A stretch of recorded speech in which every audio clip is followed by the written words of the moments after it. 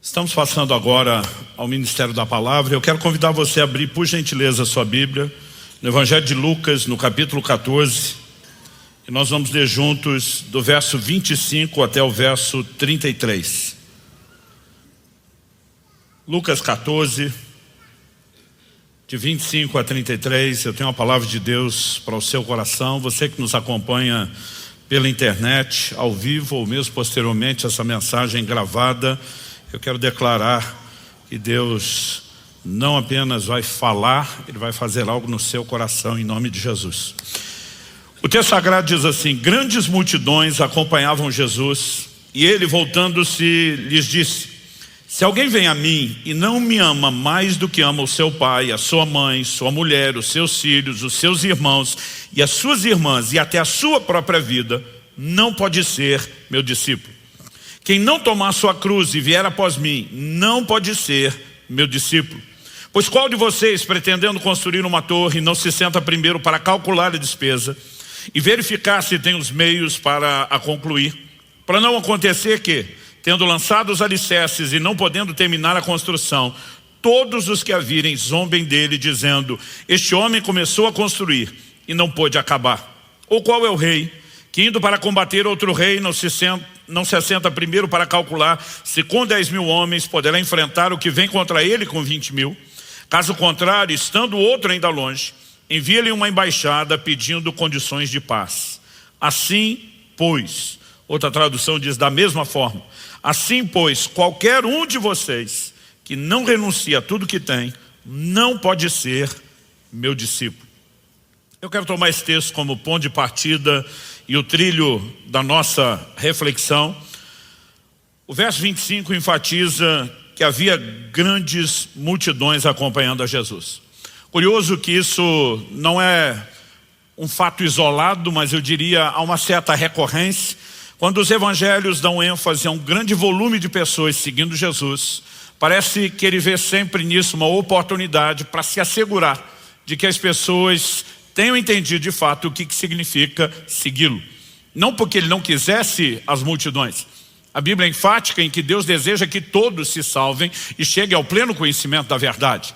Mas conhecendo a natureza do ser humano, a maneira, eu diria até errada, como muitas vezes queremos interagir com Deus, o Senhor Jesus sempre procurava, se assegurar de que as pessoas estivessem compreendendo qual era a proposta. O que é que ele veio apresentar? Então, o Senhor Jesus começa a falar a partir do verso 6. Se alguém vem a mim, outras traduções diz após mim, outras palavras, quer me seguir, mas não me ama mais do que ama seu pai, sua mãe, sua mulher, seus filhos, seus irmãos e irmãs. E aí ele põe, e até a sua própria vida, não pode ser meu discípulo. Jesus não está dizendo que se essa pessoa não o amar mais do que os familiares e a si mesmo, ela vai ser um discípulo de um segundo nível categoria, um discípulo meia boca. Ele está dizendo, não pode ser meu discípulo. Ou você me põe em primeiro lugar, na frente dos que você mais ama, à frente de si mesmo, ou você não pode dizer que é meu discípulo.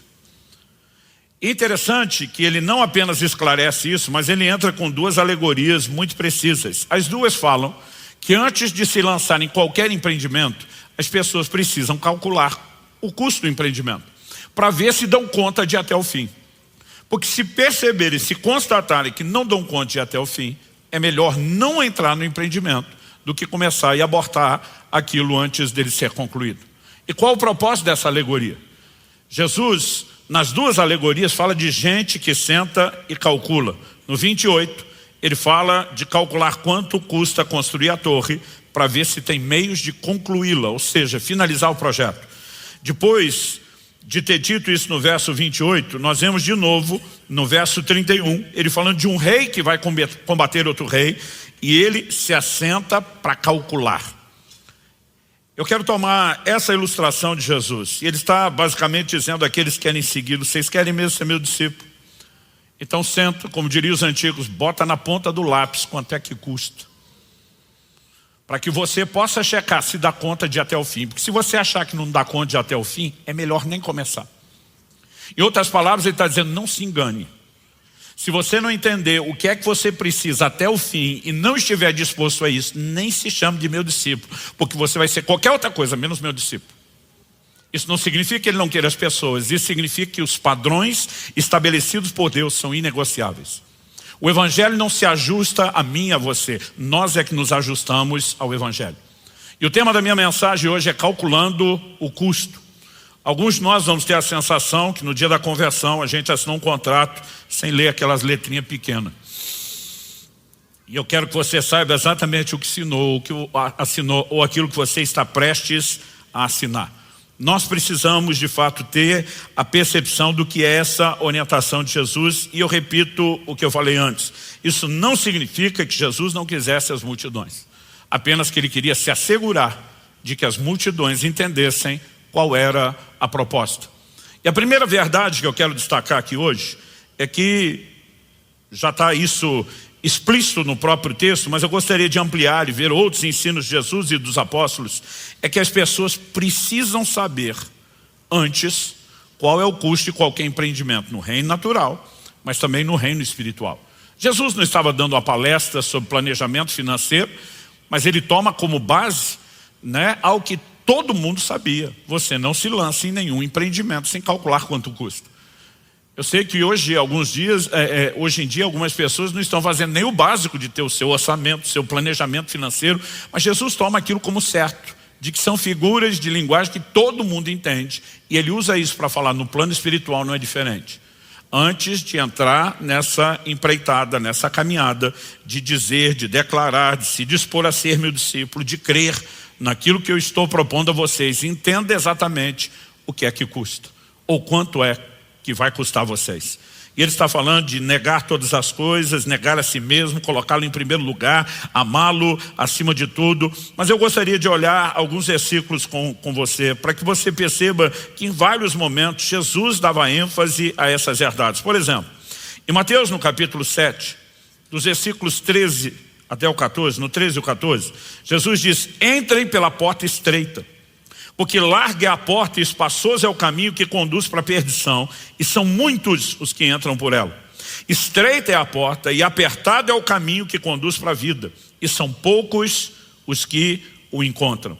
Quando o Senhor Jesus fala a respeito dessa porta, outro dia eu vi uma conversa de dois irmãos, um encorajando o outro a cuidar um pouco mais da saúde, a perder peso, o outro fazendo chacota, dizendo: me dá um bom motivo para isso. O outro falou: a porta é estreita.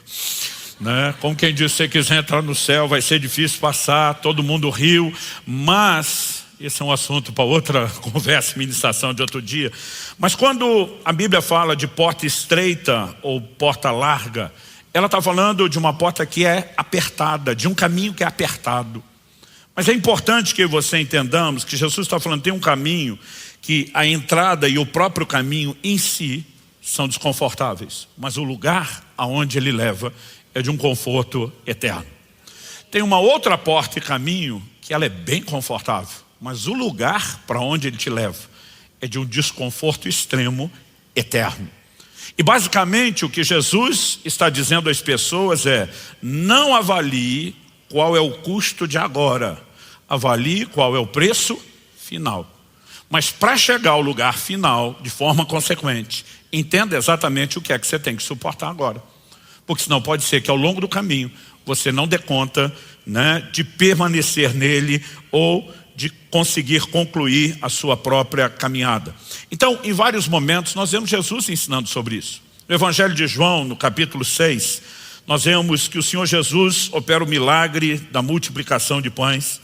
E é interessante que a palavra de Deus nos mostra que tão logo Jesus fez o milagre da multiplicação de pães, há uma reação, há uma resposta por parte das pessoas. Nós vamos perceber Jesus falando com eles, por exemplo, no versículo 26 de João capítulo 6. Em verdade vos digo, vós me procurais não porque viste sinais, mas porque comeste dos pães e vos fartastes. Jesus está dizendo, em outras palavras: vocês não estão bem atrás de mim, vocês estão atrás daquilo que eu tenho oferecido a vocês. Vocês estão pensando muito mais naquilo que eu posso entregar a vocês agora do que, na verdade, entender o que é que eu vim fazer para toda a eternidade. No verso 35, Jesus diz: eu sou o pão da vida. Quem vem a mim jamais terá fome, quem crê em mim jamais terá sede. À medida que nós olhamos esse ensino de Jesus, nós percebemos que ele é uma resposta a uma reação, né? A atitude daquele povo. Ele é uma resposta de como eles estavam interagindo com ele depois dele ter operado o milagre que ele havia operado.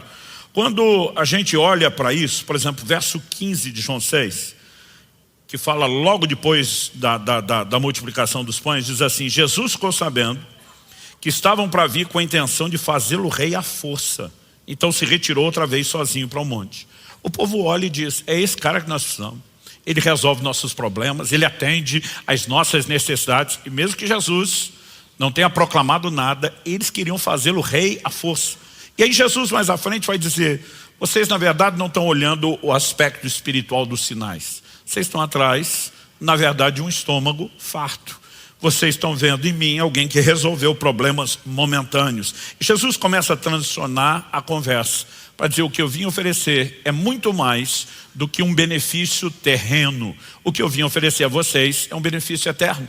Nós não negamos que o Evangelho produz impacto na nossa vida aqui e agora. Mas em 1 Coríntios, no capítulo 15, Paulo disse: é só para essa vida que esperamos em Cristo. Nós somos de todos os homens os mais dignos de lástima. O Evangelho tem, antes de mais nada, uma perspectiva do impacto eterno. E se nós não soubermos olhar para o lugar onde o Evangelho nos leva, muitas vezes nós não vamos suportar o desconforto do caminho. Essa visão, ela precisa ser claramente construída. As pessoas precisam dessa advertência. Então, Jesus começa a falar: eu sou o pão da vida. E ele começa a introduzir agora o assunto do plano espiritual, do que ele veio fazer. No entanto, quando ele começa a falar a respeito disso, ele usa uma figura de linguagem que, obviamente, o Senhor Jesus, que não era apenas um comunicador excelente, né? Era alguém de uma conexão impressionante. E eu só falo aquilo que eu ouço o meu pai dizer. Estava comunicando algo muito intencional da parte de Deus. Quando chega o verso 53 de João 6, ele diz: em verdade lhes digo, se vocês não comerem a carne do Filho do Homem, não beberem o seu sangue, não terão vida em vocês mesmos. Quem come a minha carne e bebe o meu sangue tem a vida eterna, e eu ressuscitarei no último dia. Jesus claramente está dizendo: eu não vim apenas encher a barriga de vocês, eu estou preocupado com a vida eterna de vocês. Mas para isso, tem que comer minha carne e beber meu sangue. Jesus não estava fazendo uma proposta canibalesca. Hoje eu e você entendemos o simbolismo de comer a carne e o sangue quando praticamos a ceia do Senhor. Nós não cremos e refutamos a doutrina da transubstanciação, que, né, na hora da ceia do Senhor, o pão e o cálice, os elementos se transformam literalmente em carne e sangue do Senhor. Mas nós não podemos negar que no plano espiritual, a Bíblia diz que nós temos comunhão com o corpo e comunhão com o sangue. Então, mesmo que os elementos não se transformem, espiritualmente nós nos beneficiamos disso.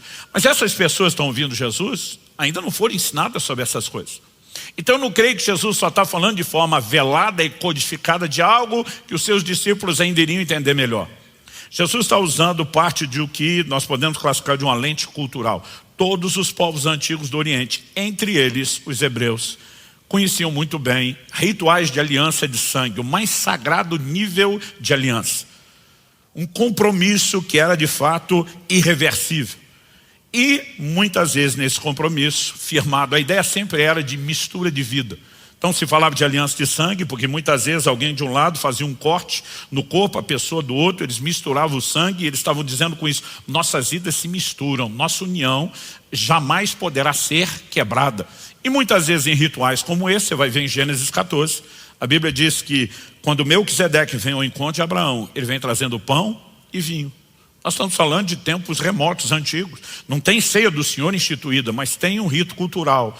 O pão representava o corpo e o vinho representava o sangue. Ao comerem, ele estava dizendo: nós somos uma só carne. Ao beberem, ele estava dizendo: nós misturamos nossas vidas, uma vez que havia entendimento de que a vida estava no sangue.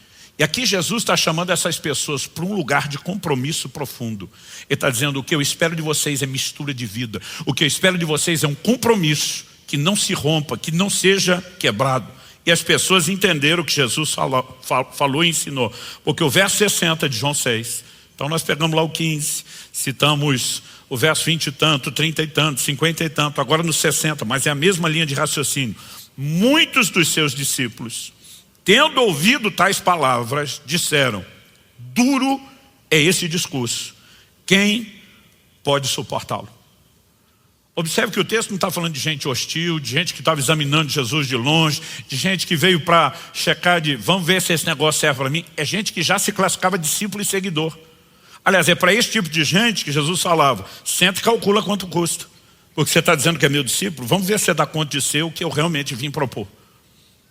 E a Bíblia diz que essas pessoas passaram a dizer: duro é esse discurso, quem pode suportá-lo? Tipo, isso é intragável, é difícil de engolir. Agora olha o verso 66. Diante disso, muitos dos seus discípulos o abandonaram e já não andavam com ele. Quando eles olham e dizem: é isso que o Senhor está esperando de nós? Não, está pedindo demais. Não é isso que nós viemos buscar, não é isso que nós viemos procurar. E basicamente Jesus está dizendo: quem determina esse discipulado sou eu. Ou você se adequa, ou você está fora. E esse povo simplesmente diz: então nós estamos fora. Viraram as costas. Agora o verso 67 diz: então Jesus perguntou aos 12, aos discípulos mais próximos: será que vocês também querem se retirar? Usando um ditado atual, não tão atual, da geração anterior: porta da rua, serventia da casa. Jesus vira para os 12 e diz: querem vazar também? Querem acompanhar os demais? Isso não significa que o Senhor Jesus não os quisesse. Ele os chamou. Mas ele está dizendo: se vocês não entenderem o que eu estou propondo e o nível de compromisso, ajam da forma sensata como eles estão agindo, porque ou você fica comigo até o fim, ou é melhor nem começar. No verso 68 Pedro responde, Simão Pedro respondeu: Senhor, para quem iremos? O Senhor tem as palavras da vida eterna, e nós temos crido e conhecido que o Senhor é o Santo de Deus. Pedro está dizendo: nós não viemos atrás apenas de quem dá pão para a gente comer. O Senhor tem palavras de vida eterna. Nós não estamos preocupados com o conforto do caminho. Esse povo está achando que o que o Senhor está exigindo aqui é pesado. Nós estamos de olho na recompensa. Aquele lugar para onde o caminho, que pode ser desconfortável, nos leva, vale a pena. Pedro está dizendo: nenhum de nós vai a lugar nenhum. Ele está dizendo: estamos juntos. Mas não é estamos juntos que o seu amigo bate nas suas costas e depois te abandona.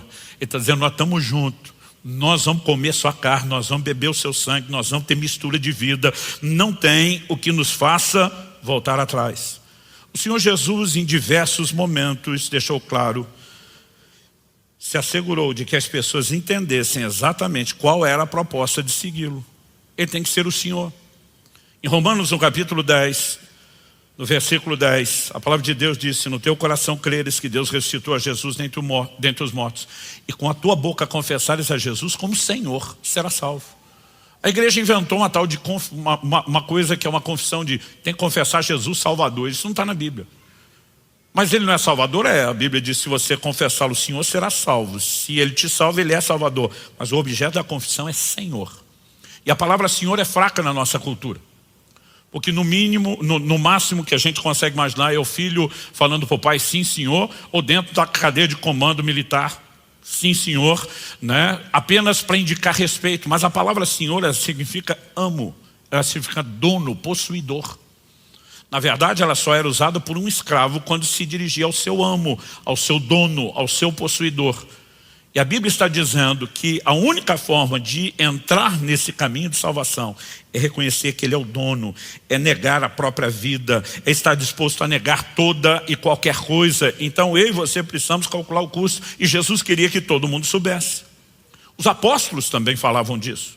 Em Atos, no capítulo 14, quando nós vemos a viagem missionária de Paulo e Barnabé, a Bíblia diz o seguinte: eu vou ler os versos 21 e 22 de Atos 14. O verso 20 fala deles pregando o evangelho numa cidade chamada Derbe. O 21 diz assim: e tendo anunciado o evangelho naquela cidade e feito muitos discípulos, Paulo e Barnabé voltaram para Listra, Icônio, Antioquia. Eram as cidades que eles haviam passado anteriormente, pregando o evangelho, estabelecendo discípulos. A Bíblia diz: fortalecendo o ânimo dos discípulos e exortando-os a permanecerem firmes na fé, e mostrando que através de muitas tribulações nos importa entrar no reino de Deus. Então, primeiro eles passam nessas cidades para pregar o evangelho e levar as pessoas a Cristo. Agora eles voltam fortalecer o ânimo dos discípulos, dizendo, tem que perseverar na fé, tem que ficar firme na fé, vocês não podem se perder ao longo do caminho. E qual a preocupação em fortalecer o ânimo e ensinar a importância de ficar firme na fé? O texto diz, mostrando que através de muitas tribulações nos importa entrar no reino de Deus. Quando eu olho para o evangelho moderno, que eu venho chamando de transgênico, eu me preocupo porque, primeiro, nós damos uma ênfase demasiada àquilo que é terreno e pouco, em alguns lugares, quase nada no que é eterno. Então, hoje em dia, a propaganda é, você está com um problema financeiro, de saúde, na família, vem para Jesus que Ele resolve.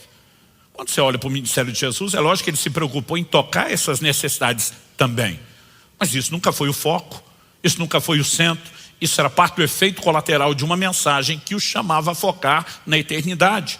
Então não estou dizendo que nós vamos jogar isso fora, mas nós não podemos fazer daquilo que é periférico o centro.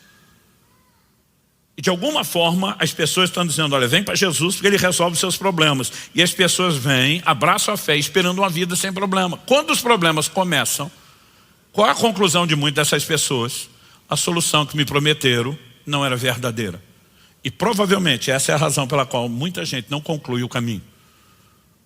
Porque o que nós acabamos entregando na prática não é o que foi oferecido quando, entre aspas, vendemos o evangelho para eles. A Bíblia está dizendo, importa que por meio de muitas tribulações herdemos o reino de Deus. O que a gente tinha que estar dizendo para as pessoas é aceitar Jesus. Não significa que seus problemas vão desaparecer. Pelo contrário, talvez você possa ter até mais problemas do que antes. Aliás, Jesus diz, vão perseguir vocês, vão odiar vocês. Nós ainda vivemos numa cultura onde a perseguição é pouca, é ideológica, é institucional. Há muitos lugares na terra hoje que a conversão pode significar que a pessoa morra. Às vezes assassinada pela própria família e não apenas pelo governo. Então a pergunta é, se o evangelho não dá uma melhor qualidade de vida terrena, ele não deve ser anunciado? Essa nunca foi a proposta. Ele pode afetar essa área, mas a proposta diz sempre respeito a uma eternidade. E de alguma maneira nós começamos a mudar o foco. Agora, eu fico imaginando, se atualmente a igreja, principalmente quando falamos da mídia e da televisão, se a gente começar a anunciar um evangelho onde a gente diga às pessoas, se você vier para Jesus, provavelmente você vai ter mais problemas do que teria antes. Qual seria o nível de adesão? Outro dia alguém falou para mim, qual é o lucro? Eu falei, o lucro está sempre do lado de lá, na eternidade. É melhor uma vida cheia de problemas, um caminho apertado, desconfortável, que te leva a um conforto eterno da salvação, do que um caminho confortável, sem problemas, que te leva a algo extremamente desconfortável por toda a eternidade. Mas o ponto não é só esse. Porque Jesus também opera na vida terrena. Paulo disse, é só para ela que nós esperamos, nós somos os mais infelizes. Então significa que a gente não pode pôr expectativa só aqui, a eternidade em primeiro lugar, mas não significa que Ele não age aqui. Então digo às pessoas, antes você podia até ter menos problema sem a solução. Agora você pode ter mais problemas com forças sobrenaturais e a possibilidade de viver intervenção. Mas nós não podemos negar os problemas. Eles são apresentados ao longo de todo o evangelho da mensagem. 1 Tessalonicenses capítulo 3, a partir do verso 1, olha o que o apóstolo Paulo diz. Vou ler do 1 até o 3. Por isso, não podendo esperar mais, achamos por bem ficar sozinhos em Atenas. Enviar nosso irmão Timóteo, ministro de Deus e no evangelho de Cristo, para fortalecer e animá-los na fé. De novo, fortalecer, animar a fé. A fim de que ninguém se inquiete com essas tribulações. Porque vocês mesmos sabem que fomos designados para isso. Quando ele diz, vocês mesmos sabem, do que ele está falando? Quando eu passei e preguei, eu notifiquei todo mundo. Os problemas e as tribulações surgirem agora, não é surpresa para vocês. Porque o evangelho que nós pregamos não deixou de anunciá-los e nem de prepará-los para isso. Vocês sabem. E ele não só fala de uma possibilidade. Ele diz, vocês mesmos sabem que fomos designados para isso. Aliás, no verso 4 ele diz, pois quando ainda estávamos com vocês, está falando da visita presencial, predissemos que íamos passar por aflições, o que de fato aconteceu e é do conhecimento de vocês. Agora, qual a preocupação de Paulo? Verso 5. Foi por isso que, já não me sendo possível continuar esperando, mandei perguntar a respeito da fé que vocês têm, temendo que fossem provados pelo tentador e o nosso trabalho se tornasse inútil. E disse, em algum momento, vocês começarem a achar que o caminho em si é o propósito e deduzir que está desconfortável, vocês podem desanimar. Mas o que é que Paulo ensinava? Romanos 8,18. As aflições desse tempo presente não podem se comparar com a glória que em nós há de ser manifestada. Ele está dizendo, a nossa ideia e expectativa de conforto não é nessa trajetória, ela está no final do caminho. Quem está entendendo, diga amém. Então, quando Jesus fala de uma porta e de um caminho, tanto estreito que conduz à vida, como largo conduz à perdição, ele simplificou a caminhada cristã em 3 etapas: porta, caminho e alvo. A porta é a conversão. E as pessoas precisam entender que converter não é tudo. Entreguei minha vida a Jesus, finalmente cheguei lá. Não, você começou agora.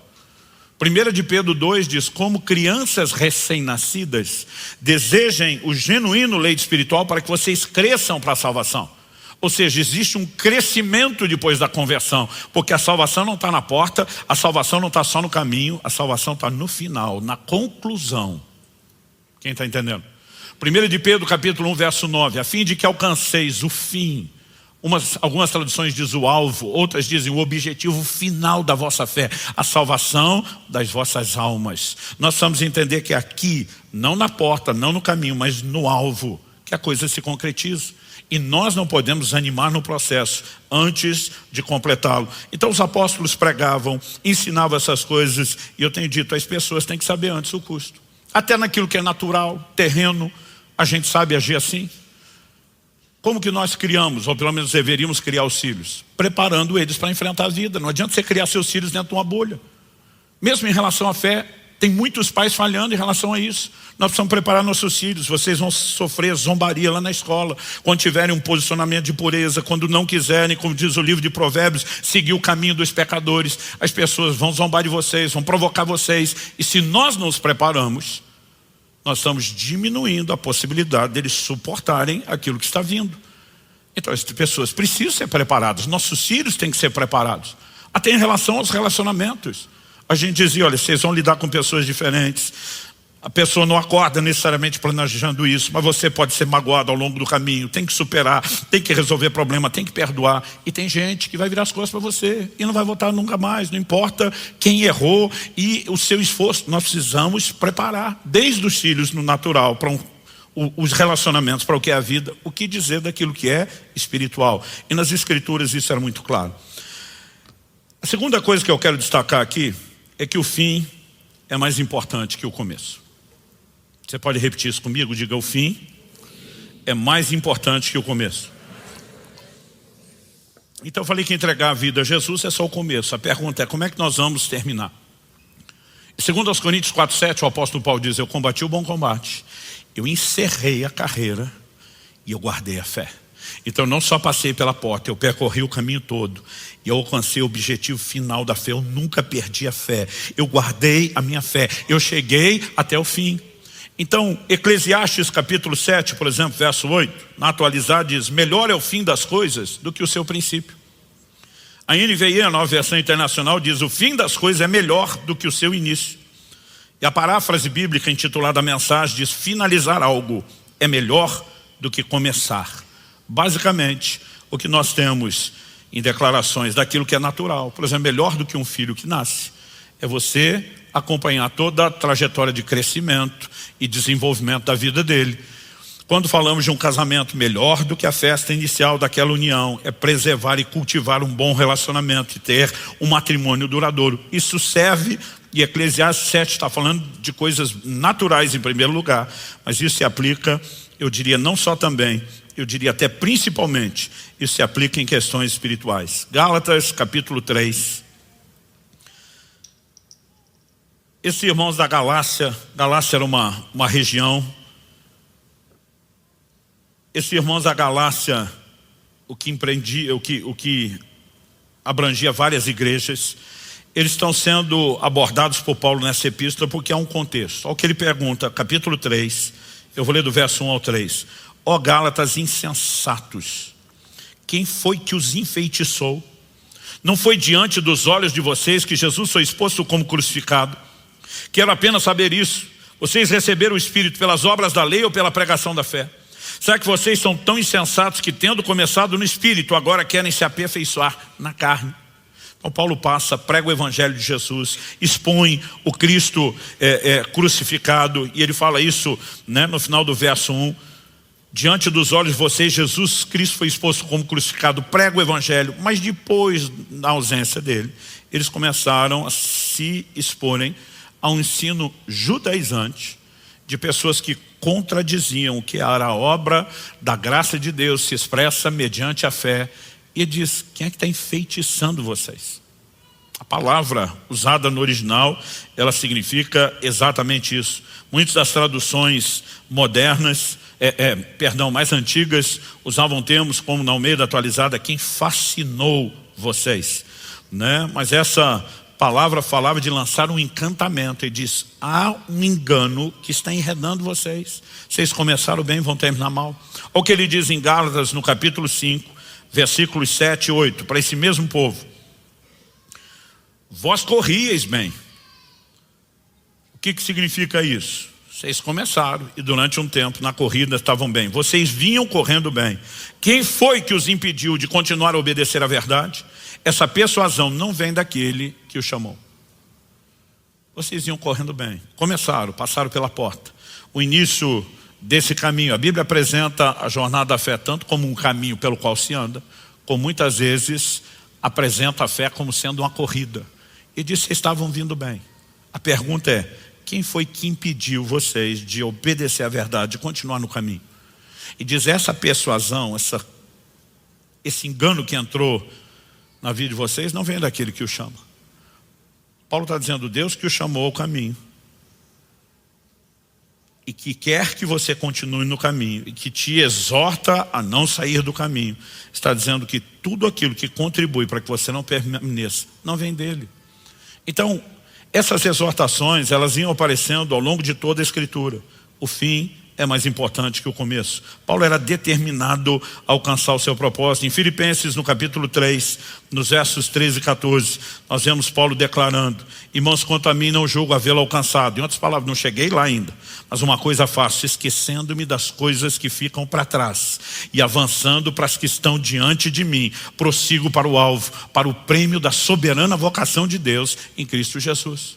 Esquecendo das coisas que ficam para trás, ele não está falando só coisa ruim. Às vezes as pessoas pegam esse texto e dizem, esquece quem te machucou, perdoa, supera. É lógico que nós temos que fazer isso. Esquece suas experiências ruins, se machucaram e deixa Deus sarar. É lógico que nós temos que fazer isso. Mas tudo que você já experimentou de bom, de bênção, de intervenção, também deixa. Tem mais bênção para vir. Nós estamos em movimento, o caminho fala de um movimento e nós estamos focados no que está no fim do caminho. Então mesmo aquilo que foi extraordinariamente bom não deveria nos fazer estacionar. Deixa para trás, avança, prossegue. Para o quê? Para o prêmio da soberana vocação de Deus que está em Cristo Jesus. O que realmente vale a pena. E eu não estou dizendo que passar pela porta não seja uma boa experiência. Eu não estou dizendo que o caminho não seja algo bom. Mas o que realmente vale a pena está lá no final do caminho. É o nosso alvo. Quem está entendendo, diga amém. Então, eu e você precisamos não só entender isso. Precisamos de tempos em tempos nos fortalecer com essa compreensão. E precisamos entender que se os apóstolos voltavam lá para os novos na fé, os novos convertidos, para lembrá-los até daquilo que já foi pregado. Não só eu e você precisamos nos manter conscientes disso, mas precisamos manter uns aos outros conscientes. É por isso que Hebreus 10, 25 você lê, e não deixemos de congregar, como é costume de alguns. A Bíblia fala que nós temos que nos encorajar uns aos outros. Nós precisamos nos fortalecer uns aos outros. Nem todo fortalecimento da palavra vai fluir do púlpito. Isso é parte do processo do que Deus planejou para a igreja. Mas muito das verdades de Deus que você abraça, não só o que você ouve no púlpito, aquilo que você está lendo, meditando, estudando na palavra, incorpora na sua vida. Você começa a transbordar e derramar na vida das pessoas à sua volta. E nós precisamos entender que isso é mais do que uma orientação a ser dada de forma esporádica, ocasional. É assunto para ser repetido. Em Hebreus, no capítulo 2, no verso 1, a Bíblia diz: importa que nos apeguemos com mais firmeza às verdades ouvidas. Significa que aquilo que já foi ouvido, tem hora que a gente tem que mastigar, processar, ruminar de novo. Para quê? Para que a convicção cresça. Escrevendo aos Filipenses, Paulo diz: eu não me canso de dizer as mesmas coisas. Basicamente ele está dizendo, nós não vamos viver só de novidade, de tempos em tempos. Nós vamos voltar naquelas mesmas coisas para que a convicção não venha se arrefecer. Quem está entendendo? E quando eu e você estamos cuidando de gente que conduzimos a Cristo, nós temos que prepará-los. E eu vou voltar lá no assunto do início. Jesus fez isso, os apóstolos faziam isso. E eu quero ler mais alguns textos que deixam isso claro. Em Mateus, no capítulo 7, eu já mencionei os versos 13 e 14, mas eu quero que a gente leia agora do verso 24 ao 27. Jesus diz assim, final do verso 23, termina com a frase dele: afastem-se de mim, vocês que praticam o mal. Ele está dizendo de gente que no final vai chegar diante dele, dizendo o seu nome, expulsamos demônios, curamos enfermos, profetizamos. Ele vai dizer: não conheço vocês. Afastem de mim, vocês que praticam o mal. O que ele está dizendo? Que os frutos na vida daqueles que dizem ser seus discípulos não são apenas as obras do ministério, mas principalmente a maneira que vivemos. E que em essência elas precisam expressar obediência, rendição ao seu senhorio. Aí ele entra em Mateus 7, 24 a 27. Todo aquele, pois, que ouve essas minhas palavras e as pratica, será comparado a um homem prudente que construiu uma casa sobre a rocha. Caiu a chuva, transbordaram os rios, sopraram os ventos e bateram com força contra aquela casa, e ela não desabou, porque tinha sido construída sobre a rocha. Todo aquele que ouve essas minhas palavras e não as pratica, será comparado a um homem insensato que construiu sua casa sobre a areia. Caiu a chuva, transbordaram os rios, sopraram os ventos e bateram com força contra aquela casa, e ela desabou, sendo grande a sua ruína. Quando Jesus apresenta os dois exemplos, da casa que permanece e da casa que cai, ele vai falar tanto de similaridades, como também vai definir contrastes. Similaridades: os dois construtores estão edificando uma casa. Mas a similaridade não é só isso. Ambos os construtores vão enfrentar o mesmo tipo de oposição.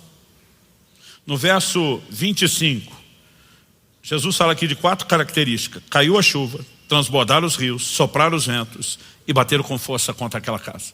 Você pode repetir isso comigo, por gentileza? Diga: caiu a chuva, transbordaram os rios, sopraram os ventos e bateram com força contra aquela casa.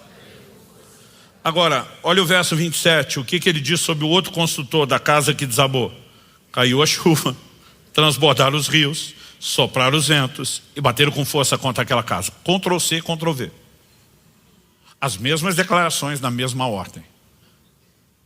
O que determina se a minha e a sua casa vai ficar de pé, ou seja, se nós vamos chegar até o fim, se a torre terminará de ser construída, não são as circunstâncias que a gente enfrenta. O que determina é como nós estamos construindo. Então Jesus falou, um que é considerado prudente e não insensato, ele decidiu edificar sobre a rocha. E diz, esse é o que ouve e pratica. O evangelho não pode se tornar mero discurso. Mas ele diz, tem aquele que ouve e não pratica. Esse aqui tem prazo de validade. A pergunta é, por que alguém vai ouvir Jesus? Você não quer praticar o que Jesus fala. Muitas vezes a gente só pensa assim, essa pessoa é mero e simplesmente um hipócrita, um falso e fingido. A maioria delas não está pensando exatamente nisso. Ela talvez desconheça a clareza com que Jesus diz, o evangelho nunca se adaptará a você, é você que se adapta ao evangelho. Mas se o cara não quer obedecer Jesus, aliás, não faz sentido. Em Lucas, no capítulo 6, nós temos a mesma parábola. Só que lá no verso 46 começa com Jesus dizendo assim, por que vocês me chamam Senhor, Senhor, se não faz o que eu mando? Ele diz, que tipo de senhor sou eu? Que tipo de escravo é você se você não me obedece? Se você não reconhece minha autoridade, se você não se sujeita a mim? Então Jesus está dizendo, é irracional você dizer que ele é seu senhor se você não obedece. Mas por que nós temos tanta gente dentro da igreja, com cara de crente, comportamento de crente, vem no culto que nem crente, mas não vive como crente? Outro dia um falou, pastor, não era melhor, os caras estão lá no mundo. Eu falei, muitas vezes eles estão domingo na igreja, o resto da vida é igual a de todo mundo. Mas por que é que estão aqui no domingo? Ele falou, não sei. Eu falei, eu vou te dar uma sugestão. A Bíblia diz que quando o Espírito do Senhor se apartou de Saul, E no reino de Deus não tem um lugar neutro. Ou você está debaixo da influência de Deus, ou você está debaixo da influência de Satanás. Quando o Espírito do Senhor se aparta dele, a Bíblia diz que o espírito maligno começa a perturbá-lo. E nessa agitação de estar perturbado, alguém diz, vamos trazer Davi? Quando esse cara toca os louvores, todo mundo sente paz. Eu conheço um monte de gente, não crente, desviado, que diz, eu sinto tanta paz quando eu ouço o louvor. Ele gosta de ouvir o louvor. Isso não significa que ele esteja no caminho, muito menos que ele vai alcançar o alvo, mas ele está buscando um conforto momentâneo. E às vezes, quando aquilo tocava, Saul não apenas sentia menos opressão maligna, como de repente aquilo alimentava a saudade dos bons momentos. E de repente ele dizia, aliviei um pouco, dá para passar mais uma semana perturbado. Daqui a pouco chama Davi de novo. Porque as pessoas, muitas vezes elas estão pensando só no que sentem no momento. Elas não estão planejando nada a longo prazo, muito menos aquilo que diz respeito à eternidade. Mas Jesus estava dizendo o quê? Não é porque você é meu discípulo que não vai enfrentar dificuldade. As pessoas eram preparadas para isso. Olha Mateus capítulo 13, na parábola do semeador, o que é que Jesus fala nos versículos 5 e 6. Ele diz, outra parte, está falando da semente, que é a palavra de Deus, caiu em solo rochoso, onde a terra era pouca, e logo nasceu, visto não ser profunda a terra. Saindo, porém, o sol queimou, e porque não tinha raiz, secou-se. Jesus está falando de uma semente que germina, mas tem prazo de validade. Em algum momento, o processo vai ser abortado. Qual a explicação que ele dá para isso? Você chega nos versos 20 e 21. O que foi semeado em solo rochoso, esse é o que ouve a palavra e logo a recebe com alegria. Glória a Deus, aleluia, era tudo que eu precisava. Agora sim, tudo mudou, agora vai. Verso 21, mas ele não tem raiz em si mesmo, sendo de pouca duração. É uma fé com prazo de validade. Por que tem pouca duração? Quando chega a angústia ou a perseguição por causa da palavra, logo se escandaliza. Espera aí. Esse Deus não vai me guardar dos problemas? Aí ele age estilo a mulher de Jó. Então amaldiçoa esse Deus e morre. Porque o que eu queria era conforto. Jesus está dizendo, essa não foi a proposta. A porta e o caminho são desconfortáveis, são apertados. O conforto que eu ofereço para você está aqui, está no final. Então ele diz, calcula antes. Porque se você acha que não pode lidar com o desconforto, nem entre. Em João 16:33, Jesus diz, no mundo tereis aflições. É uma promessa. Eu sei que ninguém acorda de manhã dizendo, eu reivindico o cumprimento da promessa, eu quero minha cota de aflição, mas ele prometeu. Outro dia alguém falou, pastor, esse é aquele tipo de promessa que não precisa nem de fé, ela cumpre sozinha. Você vai ter problemas. Mas a questão é, será que como Paulo nós estamos dizendo, as aflições desse tempo presente não podem se comparar com a glória que nós há de ser manifestada? Será que nós estamos entendendo o que Paulo diz em 2 Coríntios, no capítulo 4, verso 17? Ele diz, nossa leve e momentânea tribulação produz para nós um eterno peso de glória acima de toda comparação. Uma hora ele fala de algo leve, depois ele fala de algo pesado. E aí ele introduz a ideia de comparação. Do que ele está falando? A balança romana, de 2 pratos. Ele diz tribulação, quando você bota as tribulações todas no prato, é leve, o prato sobe.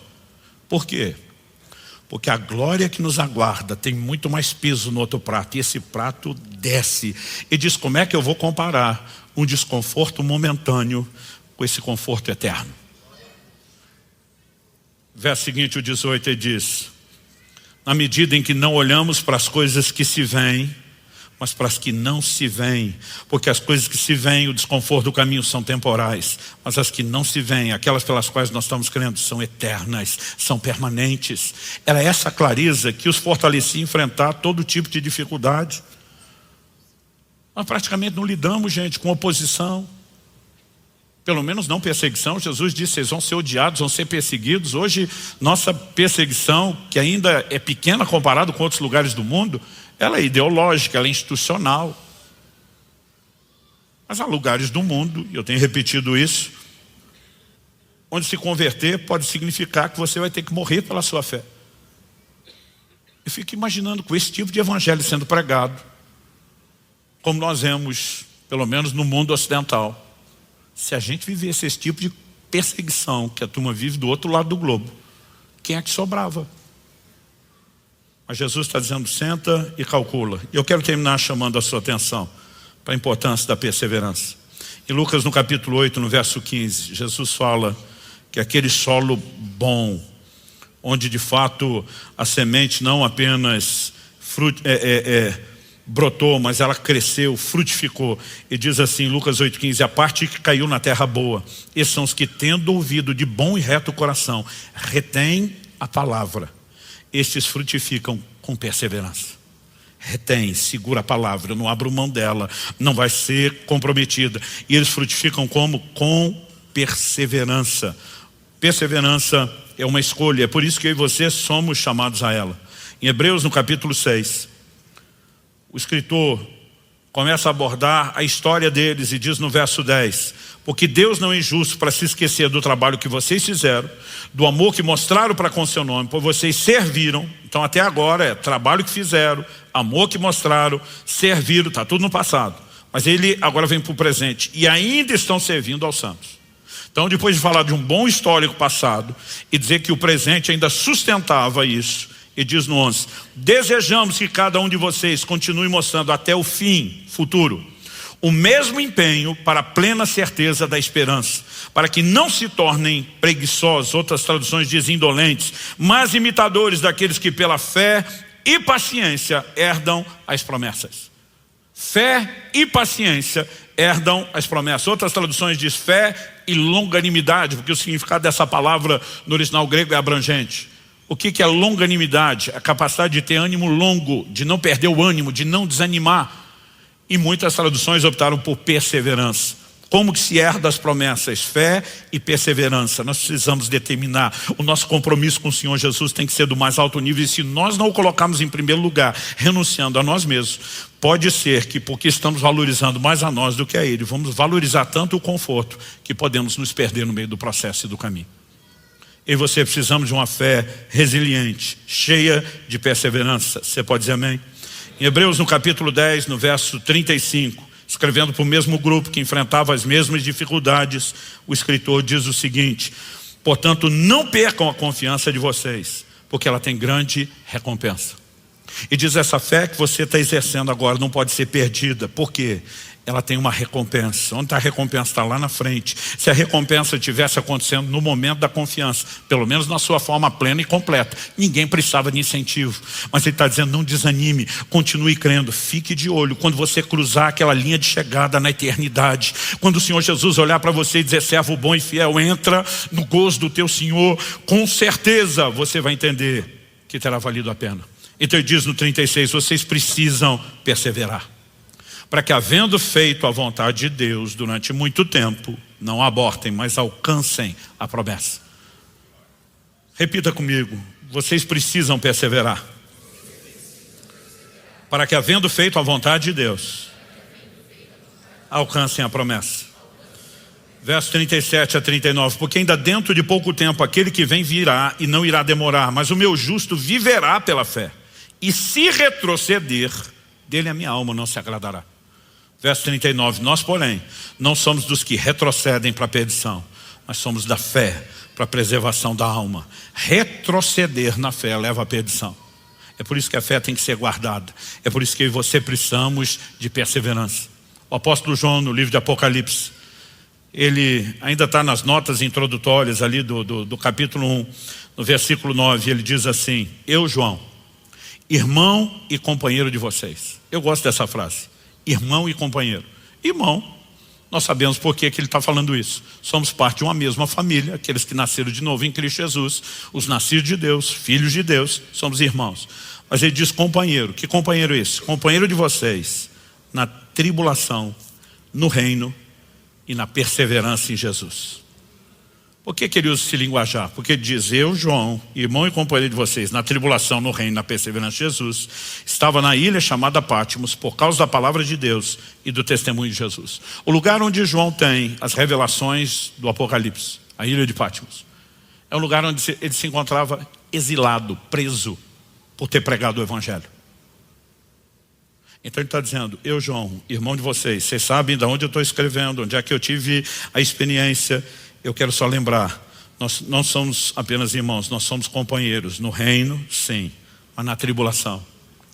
E por causa da tribulação, que é um requisito para se permanecer no reino, nós também somos companheiros na perseverança, porque nenhum de nós é doido de desanimar por causa daquilo que é momentâneo e abrir mão daquilo que é eterno. Essa era a linguagem deles o tempo todo, e precisa ser a minha e a sua linguagem, nos lembrando uns aos outros e ajudando os novos na fé. Eu quero encerrar perguntando a você, qual o nível do seu compromisso com Jesus? Quão consciente você tem de fato estado a respeito de um nível de compromisso do qual você não pode abrir mão?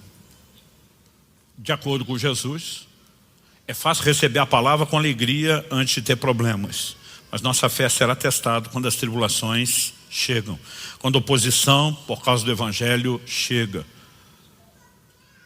E quando essas coisas começam a acontecer, é melhor a gente se assegurar primeiro que não haja fragilidade no compromisso. Então Jesus está dizendo, antes de entrar, calcula quanto custa. O que ele estava dizendo? Eu preciso colocar em vocês a mentalidade correta antes de começar. Alguns de nós esperamos chegar ao prazo de validade para depois descobrir, será que eu tenho que recomeçar com a mentalidade certa, quando poderíamos ser construídos com a correta desde o início. É por isso que de tempos em tempos a gente precisa dessa avaliação. Richard Baxter, pregador, se não me engano, do século 17, inglês, ele diz, o céu pagará qualquer prejuízo que possamos sofrer para ganhá-lo, mas nada pode pagar o prejuízo de perdê-lo. Resumindo, ainda que possa haver desconforto ao passar pela porta e trilhar o caminho, o que nos aguarda por toda a eternidade justifica a perseverança. Mas se valorizamos o conforto momentâneo a ponto de negligenciar aquilo que é eterno, haverá dano. E o Senhor nos ajude não só a entender, mas a corresponder com Ele, a corresponder com a sua palavra. Eu gostaria que, assentado mesmo como você está, a gente pudesse ter um tempo e um momento de oração. Muitas vezes a gente ouve a palavra de Deus e não pondera o suficiente aquilo que eu e você precisamos de forma prática fazer em relação a ela. A minha oração a Deus é que aquilo que você ouviu nessa hora não caia no esquecimento logo no final da reunião.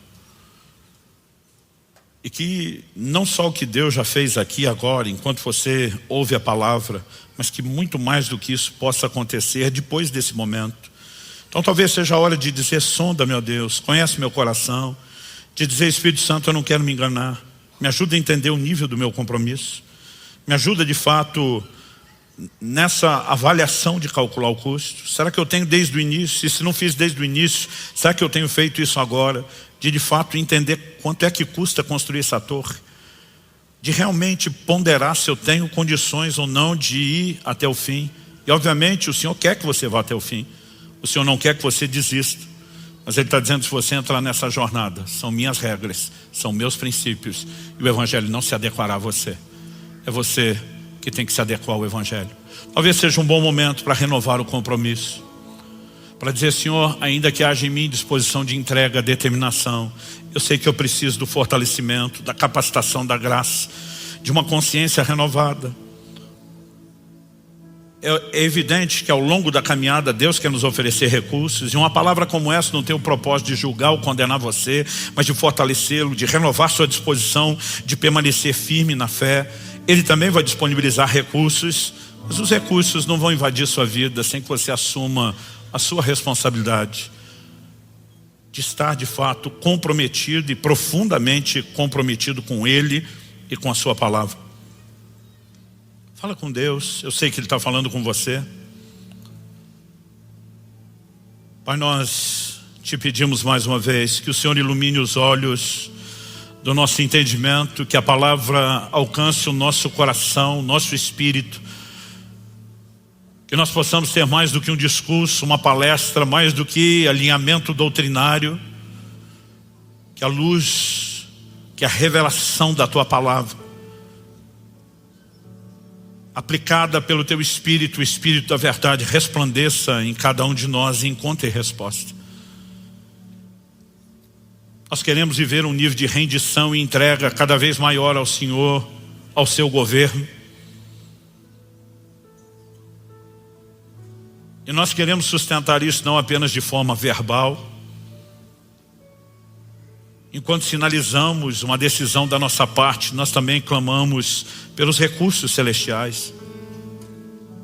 Nós não queremos apenas calcular o custo com a consciência dele, queremos seguir firmes e determinados, numa fé que anda de mãos dadas com a perseverança, que prossegue com determinação, avançando para o alvo, reconhecendo que não há nada que justifique o desânimo ou o naufrágio na fé.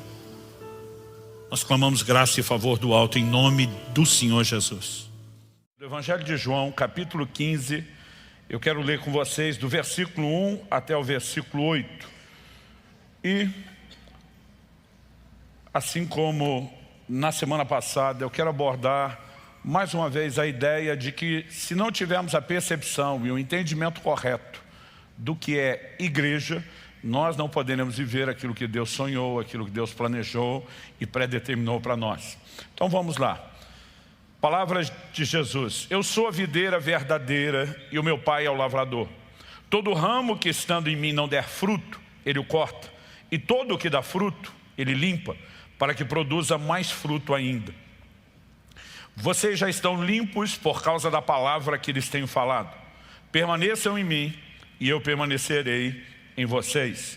Como o ramo não pode produzir fruto de si mesmo, se não permanecer na videira, assim vocês não podem dar frutos, se não permanecerem em mim.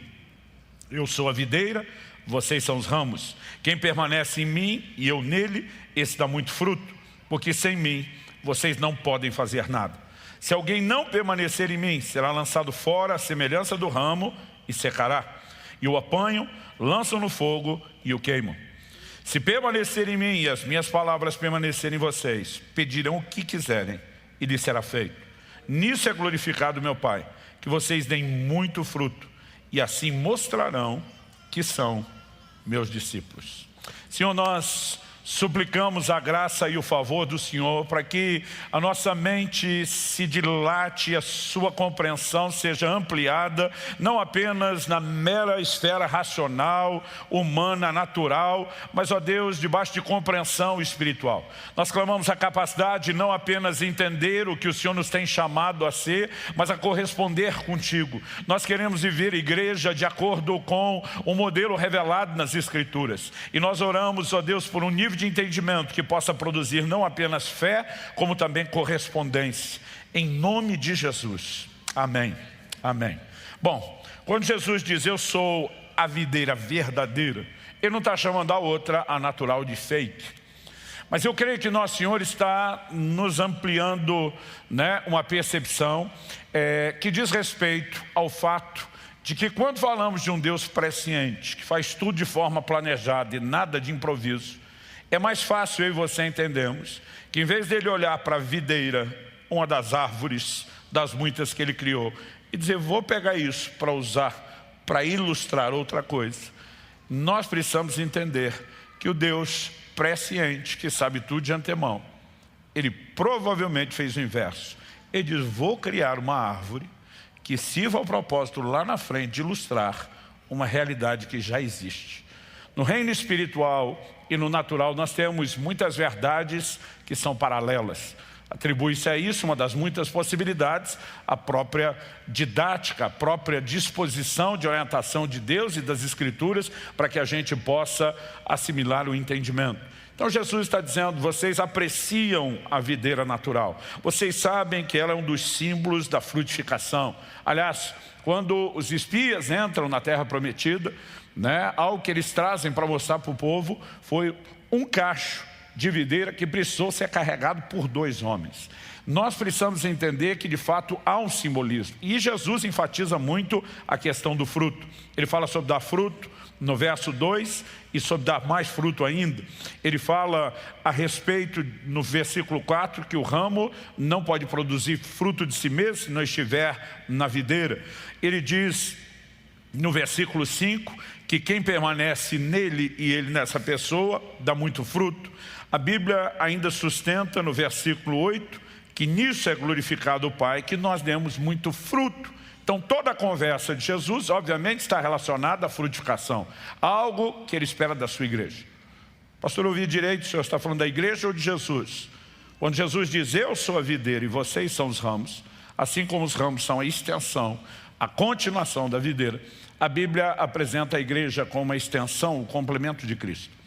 Em Efésios, no capítulo 1, por exemplo, nos versos 22 e 23, a Bíblia o apresenta como cabeça e a igreja é vista como o corpo de Cristo, o seu complemento. Então, obviamente, quando Jesus está falando a respeito da videira e nos incluindo como parte dela, ele incluiu uma revelação não apenas de si, mas também a respeito da igreja. E ele está falando do seu plano e do seu propósito de que essa videira seja frutífera. Algo que eu e você precisamos, portanto, compreender são as ilustrações, que apontam para princípios, para verdades que ele gostaria que nós entendêssemos. Esse paralelo que eu mencionei entre as verdades naturais e espirituais, entre a videira e a igreja de Jesus. E eu quero destacar 3 coisas. Uma delas é uma discussão antiga, quando se estuda eclesiologia, a doutrina da igreja. Muitos ficam lá debatendo, a igreja é um organismo vivo ou uma organização. A verdade é que quando nós vamos estudar o assunto, não dá para dizer que é uma coisa ou outra. Ela é tanto uma quanto outra. E nós precisamos entender que nessa visão específica da videira, nós enxergamos não apenas a importância de um organismo, mas de uma estrutura que amplifique o potencial de frutificação do organismo. E nós vamos falar sobre essas 2 verdades relacionadas à igreja. Em segundo lugar, nós vamos trabalhar um outro conceito, que o de que a parte visível da videira são os ramos. Dificilmente, quando falamos de uma boa videira, bem cuidada, cultivada, produtiva, você consegue enxergar de cara aonde está o tronco principal e a raiz. Normalmente o que se vê são os ramos. E, da mesma forma, nós podemos entender que a revelação de Cristo passa pela igreja. Aquilo que as pessoas saberão dele será afetado pela forma como ele nos vem. A forma como ele nos vem será afetada pela maneira como nós decidimos viver. Em terceiro e último lugar, eu quero trabalhar a ideia de que não apenas cada ramo está ligado ao tronco principal e à raiz, independente uns dos outros, mas do ramo ou do tronco principal saem os ramos principais, desses ramos saem outros ramos, desses outros por sua vez também saem outros, de onde saem outros, de onde saem outros. Ou seja, não há apenas uma ligação de cada ramo direta com o tronco, mas há também uma ligação entre os ramos. E acredito que isso nos apresenta uma outra verdade igualmente importante a respeito da igreja. Então, vamos começar, em primeiro lugar, sobre organismo, falando sobre organismo versus organização. Diferente de outras árvores, a videira não cresce muito sozinha. Ela precisa não só de cuidado e manutenção. Nós vemos aqui a importância de que um ramo que dá fruto, possa ser limpo para dar mais fruto ainda. Daquele que não está dando fruto tem que ser podado para não tirar energia da árvore. Mas nós podemos perceber também que, diferente de outras árvores cuja estrutura são somente os seus galhos, a videira é uma das poucas que ela entra numa outra classificação. Ela está na família das trepadeiras, que é aquele tipo de planta que cresce apoiando-se em outra ou sobre qualquer outra estrutura ou superfície. É por isso que quando você olha, por exemplo, um vinhedo, você vai ver uma estrutura artificial complementar que ajuda a videira a se tornar mais frutífera.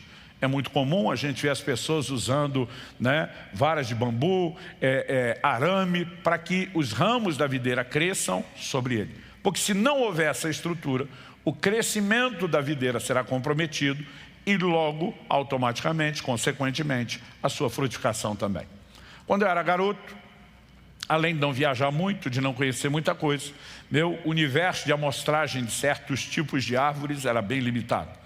A única parreira ou videira que eu conhecia de perto, na verdade, para quem como eu, cresceu, se criou no interior de São Paulo, toda árvore é chamada, por quem cresce no interior de São Paulo, de pé de alguma coisa. Então, a laranjeira é pé de laranja, a goiabeira é pé de goiaba, pé de jabuticaba e pé de uva. Então, para nós, eu mal sabia o que era uma videira ou parreira, eu conhecia só um pé de uva. E o pé de uva que eu conhecia, ele era muito mirradinho, não dava nem a altura do meu ombro, com poucos ramos, bem sem vergonha. Na verdade, não foi aquele tipo de videira que alguém planejou ter algum resultado. Imagino hoje, pensando com a mente de adulto, que alguém chupou uma uva, cuspiu a semente no canto do muro, que era colado no muro da nossa casa, do lado de lá do vizinho, e ela provavelmente nasceu por acidente. Ninguém nunca cuidou dela, e uma única vez por ano, aquele pé de uva dava uns cachozinhos pequenininhos, mirrados, sem vergonha e ruim. A gente esperava o ano inteiro para ficar decepcionado com aquilo. E tudo que eu conseguia pensar como garoto, quando via o povo comer uva, eu dizia, tem que ter muito pé de uva para dar uva suficiente para esse povo, porque eu achava que aquilo não produzia era nada. Mal sabia eu que o problema estava na falta de estrutura e na falta de cuidado da parreira da vizinha. Até hoje lembro o nome da vizinha, Dona Orminda. E o que aconteceu? Aqueles ramos, quando cresciam, eles se dobravam até tocar o chão, porque não tinha uma estrutura. Quando tocava o chão, aquela ponta do ramo que tocava o chão começava a morrer, a necrosar, não crescia a partir disso. Toda a produção da videira, pela falta de cuidado e de estrutura, foi comprometida. Com o tempo, eu comecei a perceber que Jesus escolheu intencionalmente uma das poucas árvores que aparece na Bíblia, que não é apenas o organismo vivo, ele sozinho, mas que depende de uma estrutura. O que ele estava tentando nos comunicar? Que as verdades a respeito da igreja que ele está aplicando nos mostram que sim, a igreja, antes de mais nada, é um organismo vivo. E como tal, depende da seiva, da vida que procede dele, que é o tronco e a raiz. A igreja jamais crescerá apenas com estratégias, com méritos, com planejamento humano. Nós percebemos que desde o início da história da igreja, no livro de Atos, há um combustível divino, sobrenatural se manifestando, que é a presença de Deus, é a ação do Espírito Santo. E como organismo, isso é fato, é incontestável, é inquestionável. Atos 9:31, por exemplo, diz assim: a igreja tinha paz por toda a Judéia, Galiléia, Samaria, edificando-se, caminhando no temor do Senhor. A Bíblia diz, e no consolo do Espírito Santo crescia em número. Outras traduções diz, no auxílio, no conforto do Espírito Santo, ela crescia em número. O crescimento da igreja depende, em primeiro lugar, da vida de Deus que pulsa na sua igreja. Então, eu e você, entendendo isso, precisamos compreender que vida de oração, de devoção, de relacionamento com Deus, eles são vitais. Jesus usa várias vezes a expressão, se vocês permanecerem em mim. É lógico que é a nossa conexão com Ele que permite que a vida dele nos toque. Agora, a pergunta a ser feita é, embora a vida de Deus seja o ingrediente principal, a seiva que flui dele, né, sem a qual, obviamente, não haveria nenhum tipo de vida, seja necessária, a pergunta é, só isso determina o crescimento? E eu vou te responder que não. Eu tenho conhecido igrejas onde a vida de Deus se manifesta nos cultos. Eu tenho estado em lugares onde a glória de Deus dá para pegar quase com a mão. Penso num povo que ora, que jejua, que adora, que busca a Deus. E eu entro em algumas dessas reuniões, parece que os anjos estão nadando de costas, de braçada, de um lado para o outro, na adoração. Você olha o negócio ferro. Mas você se pergunta, por que essa igreja não cresce? E não é falta da vida de Deus. Muitas vezes é falta de ajustes na estrutura.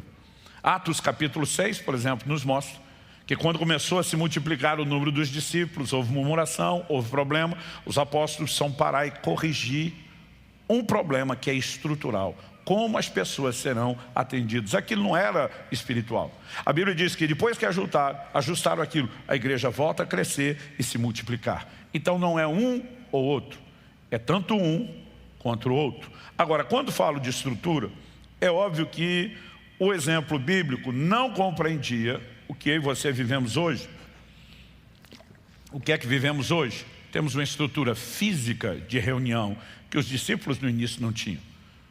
E não estou falando de como organizamos o funcionamento de cultos e reuniões. Temos um ministério infantil que com certeza a igreja do livro de Atos não tinha. Aliás, a minha geração não tinha as coisas que nós podemos disponibilizar para eles hoje. Mas não creio que é esse o entendimento que nós devemos ter sobre estrutura. Quando falamos de estrutura, nós precisamos entender que é uma estrutura funcional. Em 1 Timóteo 5,17, a Bíblia fala sobre os presbíteros que governam bem. Logo qual é o governo da igreja?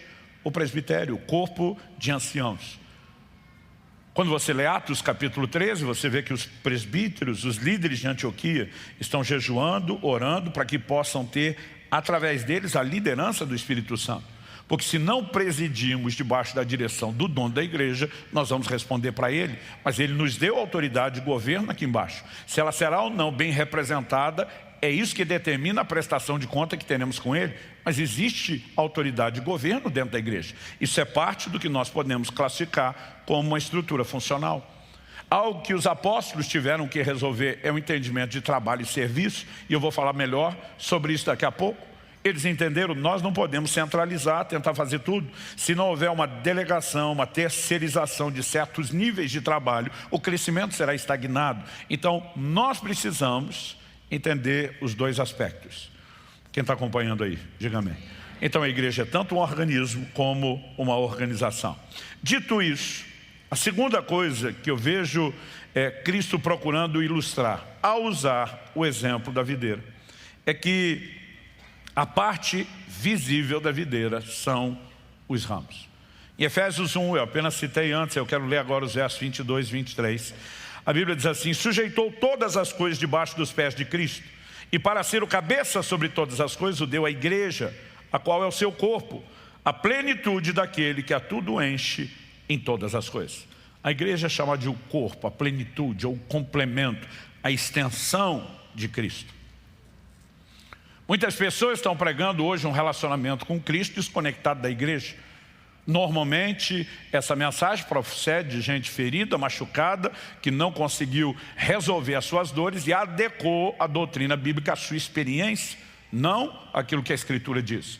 Obviamente, nós não podemos pregar Cristo só o cabeça mutilado, separado do corpo. A realidade bíblica é de que o combo, o pacote completo tem que ser oferecido.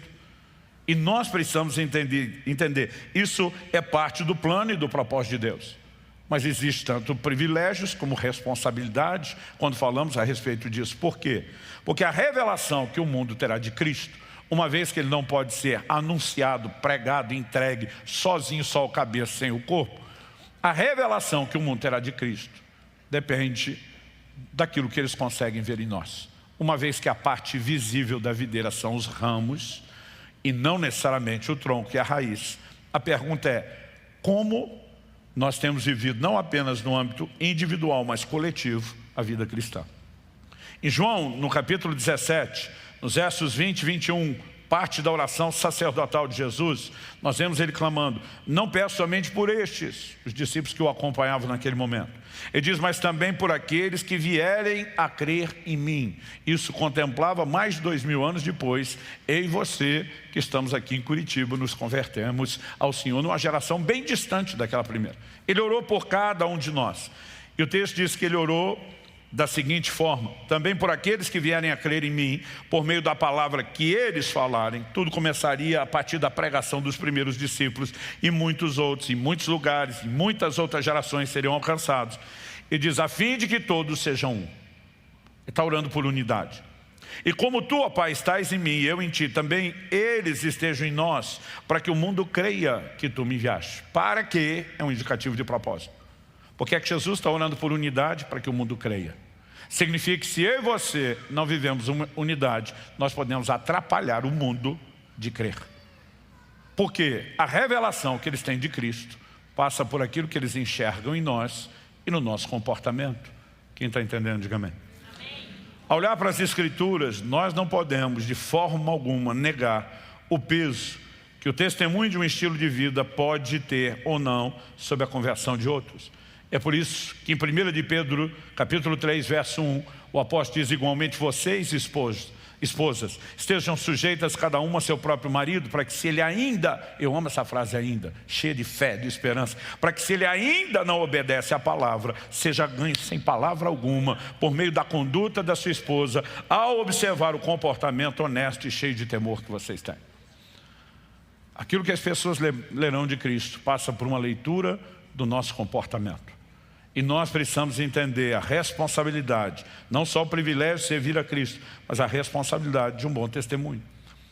Me acompanhe, por favor, em 1 de João, no capítulo 4, dos versículos 7 a 12. O apóstolo João diz: amados, amemo-nos uns aos outros, porque o amor procede de Deus, e todo aquele que ama é nascido de Deus e conhece a Deus. Quem não ama não conhece a Deus, pois Deus é amor. Então ele está mostrando a essência, a natureza de Deus como amor. Ele afirma: nisso se manifestou o amor de Deus em nós, em haver Deus enviado seu Filho unigênito ao mundo para vivermos por meio dele. Nisso consiste o amor, não em que nós tenhamos amado a Deus, mas em que Ele nos amou, enviou seu Filho como propiciação pelos nossos pecados. Amados, se Deus nos amou de tal maneira, nós também devemos amar uns aos outros. Então ele afirma: nunca ninguém viu Deus. Se amarmos uns aos outros, Deus permanece em nós, e o seu amor é em nós aperfeiçoado. João está definindo que Deus é amor, que nós temos que andar em amor. E de repente ele afirma: se Deus nos amou de tal maneira, nós devemos amar uns aos outros. Aí vem: nunca ninguém viu a Deus. O que João está falando? Em primeiro lugar, ele não está dizendo que nunca houve uma teofania, alguma revelação ou uma aparição ainda que limitada de Deus. Nós vemos isso acontecer nas Escrituras. Moisés pede a Deus dizendo: eu quero ver a sua glória. O Senhor diz: vou te deixar me ver pelas costas. Você não pode contemplar minha glória e permanecer vivo. Mas ainda que de uma forma limitada, ele o viu. Quando a Bíblia está dizendo ninguém viu a Deus, está falando da sua plenitude, da sua essência. Só que depois de explicar ninguém viu, ele diz: se amarmos uns aos outros, uma vez que Deus é amor, Deus que é amor, e quando nós estamos fluindo com a expressão do que Ele é, o seu amor, permanece em nós. E o seu amor é em nós aperfeiçoado, traduzindo, o Deus que não é visto por ninguém, será visto em nós, através do nosso comportamento. Quem está entendendo? Então nós precisamos entender o impacto tanto de um estilo de vida pessoal de bom testemunho, como de um estilo de vida comunitário, porque isso é igreja.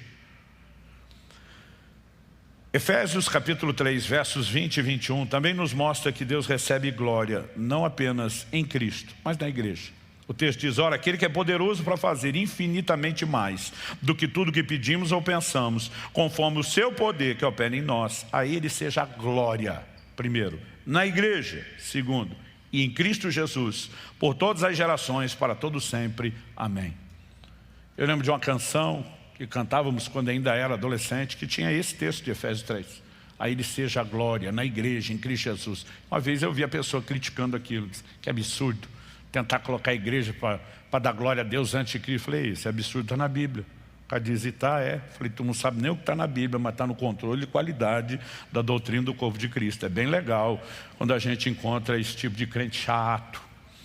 Tem o xiita e tem o chato. No nosso meio é o chato. Mal sabe o que está lá, mas quer criticar tudo e todos. A Bíblia está dizendo que ele recebe glória na igreja e em Cristo. Por quê? A igreja está conectada a Cristo, diretamente ligado, não pode ser separado. Então essa conversa mole de você não precisa de igreja, basta Jesus, não é o que a Escritura ensina. A igreja é parte de Jesus. E você tem que aceitar o combo completo.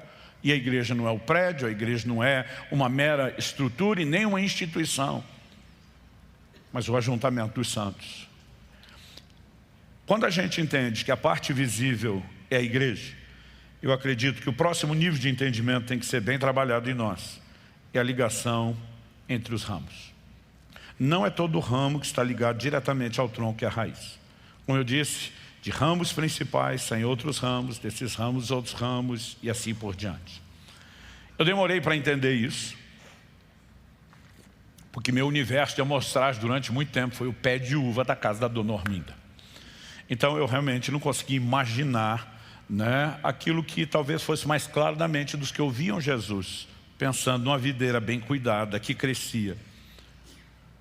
Mas um dos desafios que eu tive quando passei para a vida de casado, daqui um mês e pouquinho, Kelly e eu vamos completar 27 anos de casados, foi que você tem que aceitar na vida matrimonial certos sacrifícios. Um deles, assistir filmes com a sua mulher que você não gosta. Especialmente se for um drama. Eu sempre dizia para minha esposa: para que pagar para chorar? Hoje em dia é fácil chorar de graça. Para que pagar para chorar? Determinados romances eram tão melodramáticos que eu ficava pensando: vamos sofrer em nome do amor. Mas eu lembro que um determinado dia Kelly quis ver um filme, que eu fui lá naquela disposição, vamos sacrificar em vez de divertir. Se for para fazê-la feliz, vamos lá. Mas honestamente eu acabei gostando do filme. É um filme estrelado por Keanu Reeves, chamado Caminhando nas Nuvens, pelo menos o título que ficou em português, eu não lembro o original. E a história, gente, depois de 30 anos não me acuse de dar spoiler, né? Eu acho que já tem que ter algum momento que você tem o direito de falar. Tem um momento muito dramático no filme, porque a história, a fotografia do filme é linda, é fantástica. Ela acontece num cenário e num ambiente onde há um vinhedo imenso, produtivo. A família produz vinho através das uvas, do próprio cultivo. E tem um momento dramático na história onde um incêndio atinge aquele vinhedo e devasta praticamente tudo. O desespero da família era encontrar aonde estava o tronco principal e a raiz. E é naquele momento que você descobre que tudo que você via antes era uma videira só. Para mim, na minha cabeça, a ideia de vinhedo era como se fosse um bosque de muitos pés de uva, vamos falar assim. Mas naquele cenário, era uma única videira centenária, gigantesca. Os ramos se espalhavam e foi a partir daquela ideia que eu comecei a tentar pensar o tipo de videira que Jesus poderia estar sugerindo. Porque a videira em questão, mencionada por Cristo, não é meramente centenária, ela é milenar, já temos 2000 anos. O que é que você precisa imaginar? Daquele tronco principal saem os ramos principais. Desses primeiros ramos principais vão sair outros ramos. Desses secundários saem dos principais, saem outros, dos quais saem outros. E os ramos vão se multiplicando a partir dos ramos, não todos diretamente a partir do tronco. O que é que eu e você precisamos entender? Que isso nos fala de verdades diferentes. Eu quero destacar pelo menos 3 que precisam orientar o nosso pensamento a respeito da igreja quando falamos dessa ligação entre os ramos. O primeiro deles, que eu quero destacar, não necessariamente em ordem de importância, mas de aparecimento, vamos dizer assim, na revelação bíblica, diz respeito ao princípio de descentralização, ou, se você preferir, cadeia de comando. Se você puder, me acompanhe em Êxodo, no capítulo 18.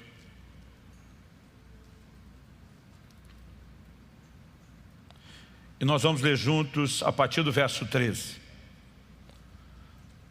A Bíblia diz assim: no dia seguinte Moisés sentou-se para julgar o povo, e o povo estava em pé diante de Moisés, desde a manhã até o pôr do sol. Deixa eu fazer uma pausa.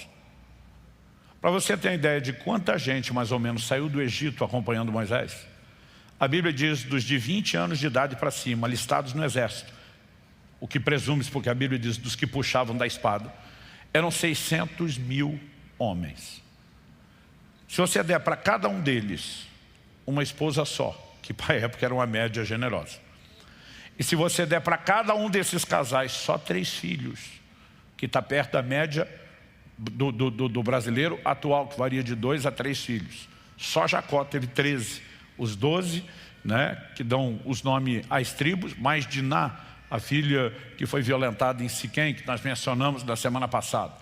Então, se você der para cada um a composição de famílias de 5, o cabeça do lar, a esposa e 3 filhos, e acredite, nós estamos aqui reduzindo para baixo a média, você já transformou esses 600 mil homens em pelo menos 3 milhões de pessoas. Era muita gente.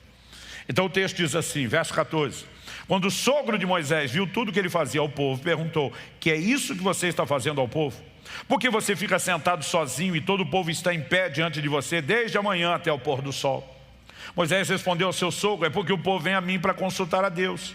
Quando eles têm alguma questão, vem a mim para que eu julgue entre um e outro. Eu lhes dou a conhecer os estatutos de Deus e as suas leis. O sogro de Moisés, porém, lhe disse: não é bom o que você está fazendo. 18, com certeza todos ficarão cansados, tanto você como esse povo que está com você. Isso é pesado demais para você, você não pode fazer isso sozinho. Escute agora o que eu vou dizer, eu aconselharei que Deus esteja com você. Represente o povo diante de Deus, leve as suas causas a Deus, ensine-lhes os estatutos e as leis e faça com que conheçam o caminho que devem andar e a obra que devem fazer. Procure entre o povo homens capazes, tementes a Deus, homens que amam a verdade e odeiam a corrupção. Coloque-os como chefes do povo, chefes de 1000, chefes de 100, chefes de 50 e chefes de 10, para que julguem esse povo em todo o tempo. Toda causa grave trarão a você, mas toda causa pequena, eles mesmos julgarão. Assim será mais fácil para você e eles o ajudarão a levar essa carga. Se você fizer isso, e se essa for a ordem de Deus, então você poderá suportar e também todo esse povo voltará em paz ao seu lugar. O verso 24 arremata e diz: Moisés atendeu às palavras de seu sogro e fez tudo o que este lhe tinha dito. A partir disso, isso será estatuto e lei em Israel como estrutura de governo. O que é que nós aprendemos aqui? São dos registros mais antigos quando se estuda administração de gestão de pessoal que você vai encontrar na humanidade. Sabedoria divina. É impossível tocar uma multidão sem descentralizar o ministério. É impossível tocar uma multidão sem terceirizar o trabalho. E Deus, quando Jesus usa a figura da videira, Ele está focando frutificação. Deus que pensa em termos de frutificação em larga escala, que deseja que todos se salvem e cheguem ao pleno conhecimento da verdade, está pensando com uma mentalidade macro, maior. Então eu e você precisamos entender que se a igreja não entende, não aplica essas verdades, ela também vai ter problemas. Atos capítulo 6 é a reprodução neotestamentária do mesmo princípio. A Bíblia diz que quando o número dos discípulos começou a se multiplicar, daqui a pouco já tinha gente murmurando porque os apóstolos não davam conta de atender todas as viúvas. Algumas começaram a ser esquecidas, o volume de trabalho era muito grande, extenuante, desgastante, eles não estão dando conta. E de repente eles param para fazer um ajuste. Qual foi o ajuste? O mesmo sugerido por Jetro a Moisés. Jetro disse para Moisés: sua prioridade representa o povo diante de Deus, você tem que interceder por eles. Você tem que ser o homem que vai clamar por esse povo. Segundo, ensina ao povo os estatutos e as leis. Por que você espera cada um ter uma dúvida para depois explicar para um, depois para o outro, A mesma coisa que você podia ensinar para todo mundo coletivamente. E é interessante que você vê desde os tempos bíblicos que eles tinham ênfase ao ensino público das Escrituras. Porque quando as pessoas conhecem os princípios, elas mesmas podem julgar, tomar suas decisões corretas, fazer suas próprias escolhas. Ainda assim haverá dúvidas que necessitam de aconselhamento? Sim. Aí diz: o que é que você vai fazer? Cada 10 pessoas tem um líder, um chefe. Mas quando ele fala chefe de 10, chefe de 50, não é que um grupo era de 10, o outro é de 50. Cada 5 chefes de 10 prestavam conta numa cadeia de comando a um chefe de 50. O trabalho dele era supervisionar os de 10. E a escala vai subindo. Ele diz: eles têm que ser orientados, tem que ser gente diferenciada para ocupar esse nível. Mas o que eles não souber julgar, a causa difícil, mais grave, chega em você. Essa é a razão, por exemplo, pela qual nós trabalhamos com os grupos pequenos, com a reunião da igreja nas casas, que aqui nós chamamos de células. Há uns anos atrás tivemos uma situação dessa. Um casal de uma célula foi pedir orientação para o líder em treinamento que cuidava deles no âmbito pessoal. Os líderes em treinamento disseram: a gente não sabe responder isso não, mas chamaram os líderes da célula que disseram: nós também não temos uma resposta para isso, mas acionaram o supervisor que disse: eu também nunca lidei com uma situação dessa, é melhor a gente chamar o coordenador, que disse: eu também não, chamou o pastor de toda a área, que disse: eu também não, e me chamou. E eu fui dar um aconselhamento com o casal com todos os níveis de liderança presentes na sala. Antes de qualquer coisa, eu gastei mais de 2 horas fazendo uma construção bíblica e uma amarração do começo ao fim, antes de irmos a qualquer lugar. Pastor, se trouxerem a você como um líder, né, principal, e você não souber, mesmo quando era o pastor sênior da igreja, eu tinha pessoas que poderiam me ajudar. Hoje, supervisionando o pastor sênior de vocês, que é o Marciano, muitas situações ainda chegam a mim. E se eu não souber, porque não é importante. Não, estou brincando. Eu não sei porque eu sempre gosto de brincar com isso. Eu continuo tendo pastores a quem recorrer. Aqui também tem gente a quem recorrer. Mas o importante é que você entenda que não é necessário você usar alguns poucos líderes no cuidado direto de todos, senão você estagna o crescimento. É impossível atender tanta gente. Então esse princípio ele tem sido aplicado desde o início. A igreja no livro de Atos reproduz, certos níveis de ministério vão ser delegados, outras pessoas terão oportunidades. E gente, se nós queremos funcionar com a mentalidade de uma igreja que vai tocar milhares de pessoas, não dá para negociar isso. Quem está entendendo aí? Quem está acompanhando, diga amém. Por vários motivos. Outro dia um chegou para mim, não pastor, estou vindo aqui para a igreja, mas só se for para ser pastoreado pelo senhor. Se for botar outro, não quero. Falei, nem eu quero você querendo as coisas desse jeito e achando que vai chegar decidindo como é. Então já vamos resolver e finalizar isso já? Aí ficou me olhando assustado. Falei, criatura, você está chegando numa casa que tem regras. Não é só regras pessoais, são regras bíblicas. A casa não se adequa a você, você se adequa à casa. Agora, você precisa entender a lógica que está por trás disso. Não é simplesmente uma decisão de impor uma coisa só porque a gente escolheu. Nós estamos tentando espelhar o máximo possível os princípios bíblicos que entendemos.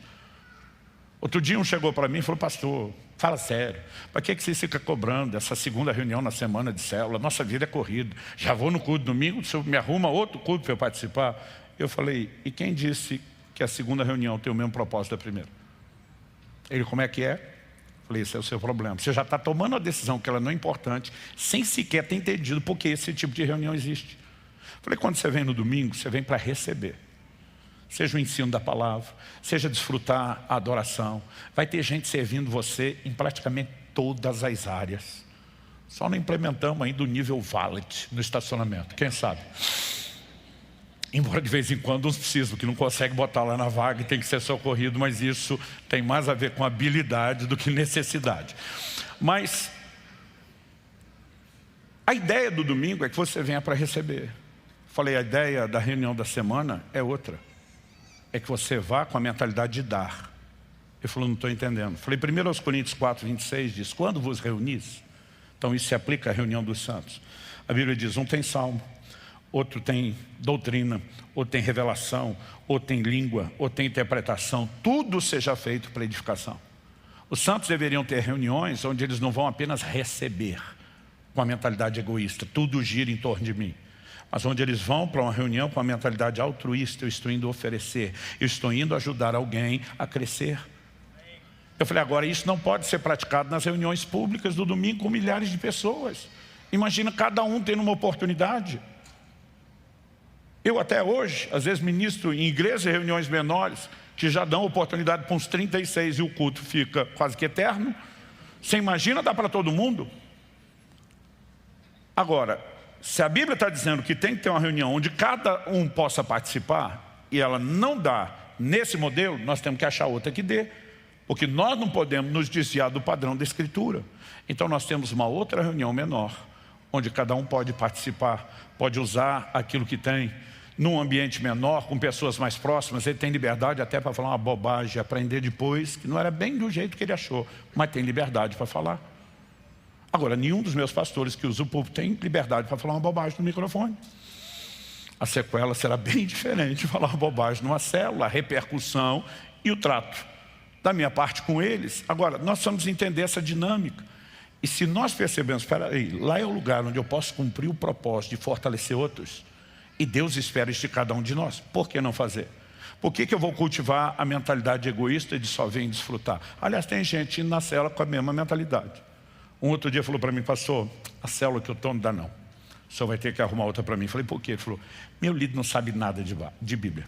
Fraquinho, fraquinho, fraquinho, mas fraquinho que dói. Diferente de mim, que estudei muito, hein? E eu fico olhando e pensando, como o orgulho pode cegar alguém? Eu digo, criatura, se você sabe tanto, seu líder sabe nada, não deveria ser justamente o motivo para você ficar? Não, mas eu não estou crescendo aprendendo. Eu falei, quem disse que você está na célula para crescer ou aprender? Você está lá para ajudar os outros a crescer e aprender. Já que nem seu líder, nem ninguém na célula sabe nada, não era hora de você usar tudo isso que você aprendeu? Ou tem algum outro motivo que você está aprendendo isso que eu não descobri? Porque se você não vai usar, não vai transbordar na vida de outro, para que é que você está aprendendo? Para que é que você quer aprender mais se não vai repartir com ninguém?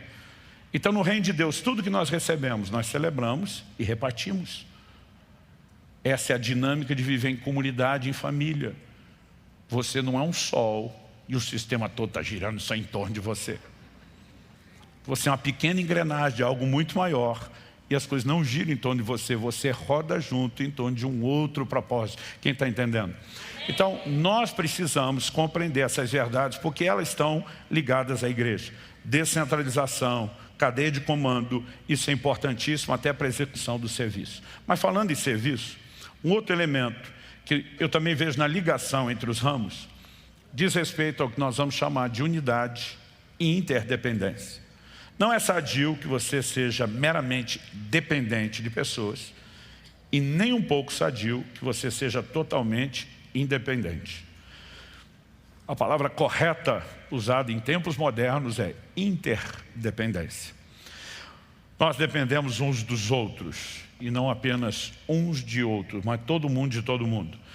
1 Coríntios 12:12 diz: porque assim como o corpo é um e tem muitos membros, e todos os membros, mesmo sendo muitos, constituem um só corpo, assim também é com respeito a Cristo.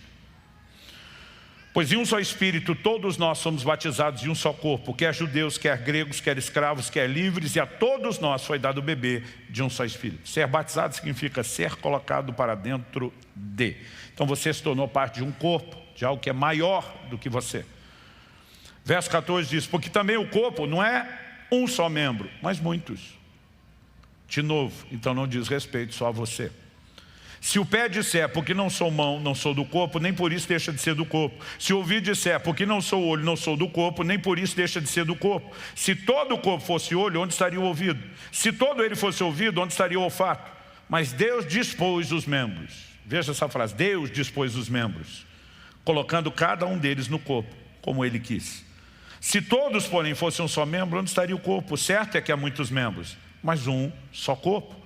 Os olhos não podem dizer à mão, não precisamos de você. A cabeça não pode dizer aos pés, não preciso de vocês. Pelo contrário, os membros do corpo que parecem ser mais fracos são necessários, e os que nos parecem menos dignos no corpo, a esses damos muito maior honra. Também os que em nós não são decorosos, revestimos de especial honra, ao passo que nossos membros nobres não têm necessidade disso. Contudo, Deus coordenou o corpo. Diga comigo: Deus coordenou o corpo. E ele explica: concedendo muito mais honra àquilo que menos tinha, para que não haja divisão no corpo. Você pode repetir isso comigo? Diga: para que não haja divisão no corpo. Aí o texto diz: mas para que, e aqui de novo indicativo de propósito, para que os membros cooperem. Quer cooperar? Operar juntamente com. Para que os membros cooperem com igual cuidado, em favor uns dos outros. De maneira que se um membro sofre, todos sofrem com ele. Se um deles é honrado, todos os outros se alegram com ele. Verso 27 diz: ora, vocês são o corpo de Cristo, individualmente membros desse corpo. O desafio é entender que tipo de membro você é.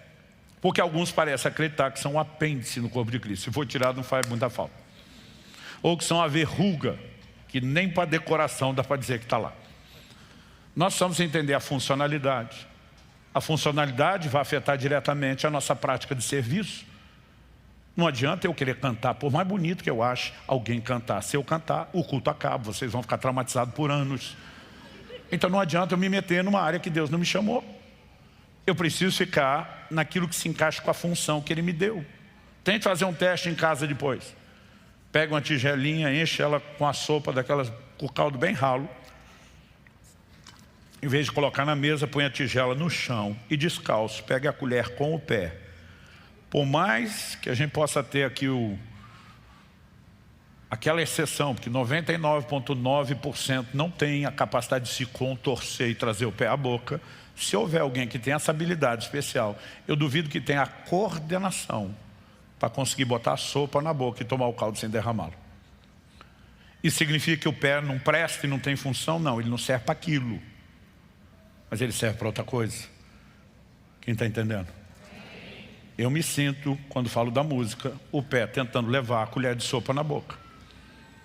Mas isso não significa que eu não possa ter a minha maneira de servir o corpo, que não se encaixe nisso, mas sim dentro da minha função.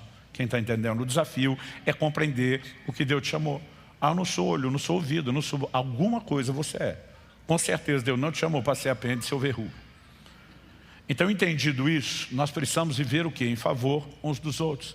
É com essa mentalidade que eu e você precisamos ter a ideia de serviço. O serviço, embora seja praticado diretamente visando o benefício dos outros, nos faz crescer ainda mais, além de nos fazer vencer o próprio egoísmo. Quando nós começamos a entender a visão de unidade e de interdependência, isso, além de ser o que revela a ligação entre os ramos, nos leva para um lugar de compreensão mais claro daquilo que Deus tem para cada um de nós. daquilo que é o seu propósito para nós como igreja. Em terceiro e último lugar, dentro do terceiro tópico da ligação entre os ramos, primeiro falei da descentralização e cadeia de comando, segundo de unidade e interdependência. Em terceiro lugar, eu quero enfatizar o que você defina como quer chamar. Se é discipulado geracional, se é paternidade. Mas quando eu penso historicamente falando, de Cristo saíram os primeiros discípulos. Desses primeiros discípulos que Cristo acompanhou de perto, outros foram se convertendo, através deles outros ainda, e há uma reprodução, não só da multiplicação de gente ganhando gente para Jesus, mas de ensino, instrução e cuidado sendo praticado com essas pessoas. Ao que Paulo, por exemplo, diz em 2 Timóteo, capítulo 2, verso 2. E o que você ouviu de mim na presença de muitas testemunhas, isso mesmo transmita a homens fiéis, idôneos para instruir outros. Então Paulo está explicando, sem falar de mim para trás. Começando de mim, eu sou a primeira geração que ganhou e discipulou você, Timóteo, que é a segunda geração. Que vai ter que pegar o que você recebeu de mim e transmitir a homens fiéis, que são a terceira geração. Esses homens fiéis da terceira geração têm que ser idôneos para não interromper o processo e transmitir o que eles receberam a outros. Só que nós temos 4 gerações. Sem continuidade geracional, a vida estanca e morre. Meu pai, que me gerou e me deu vida, já não está mais entre nós. Partiu para estar com o Senhor anos atrás. Já vai fazer 18 anos que ele partiu.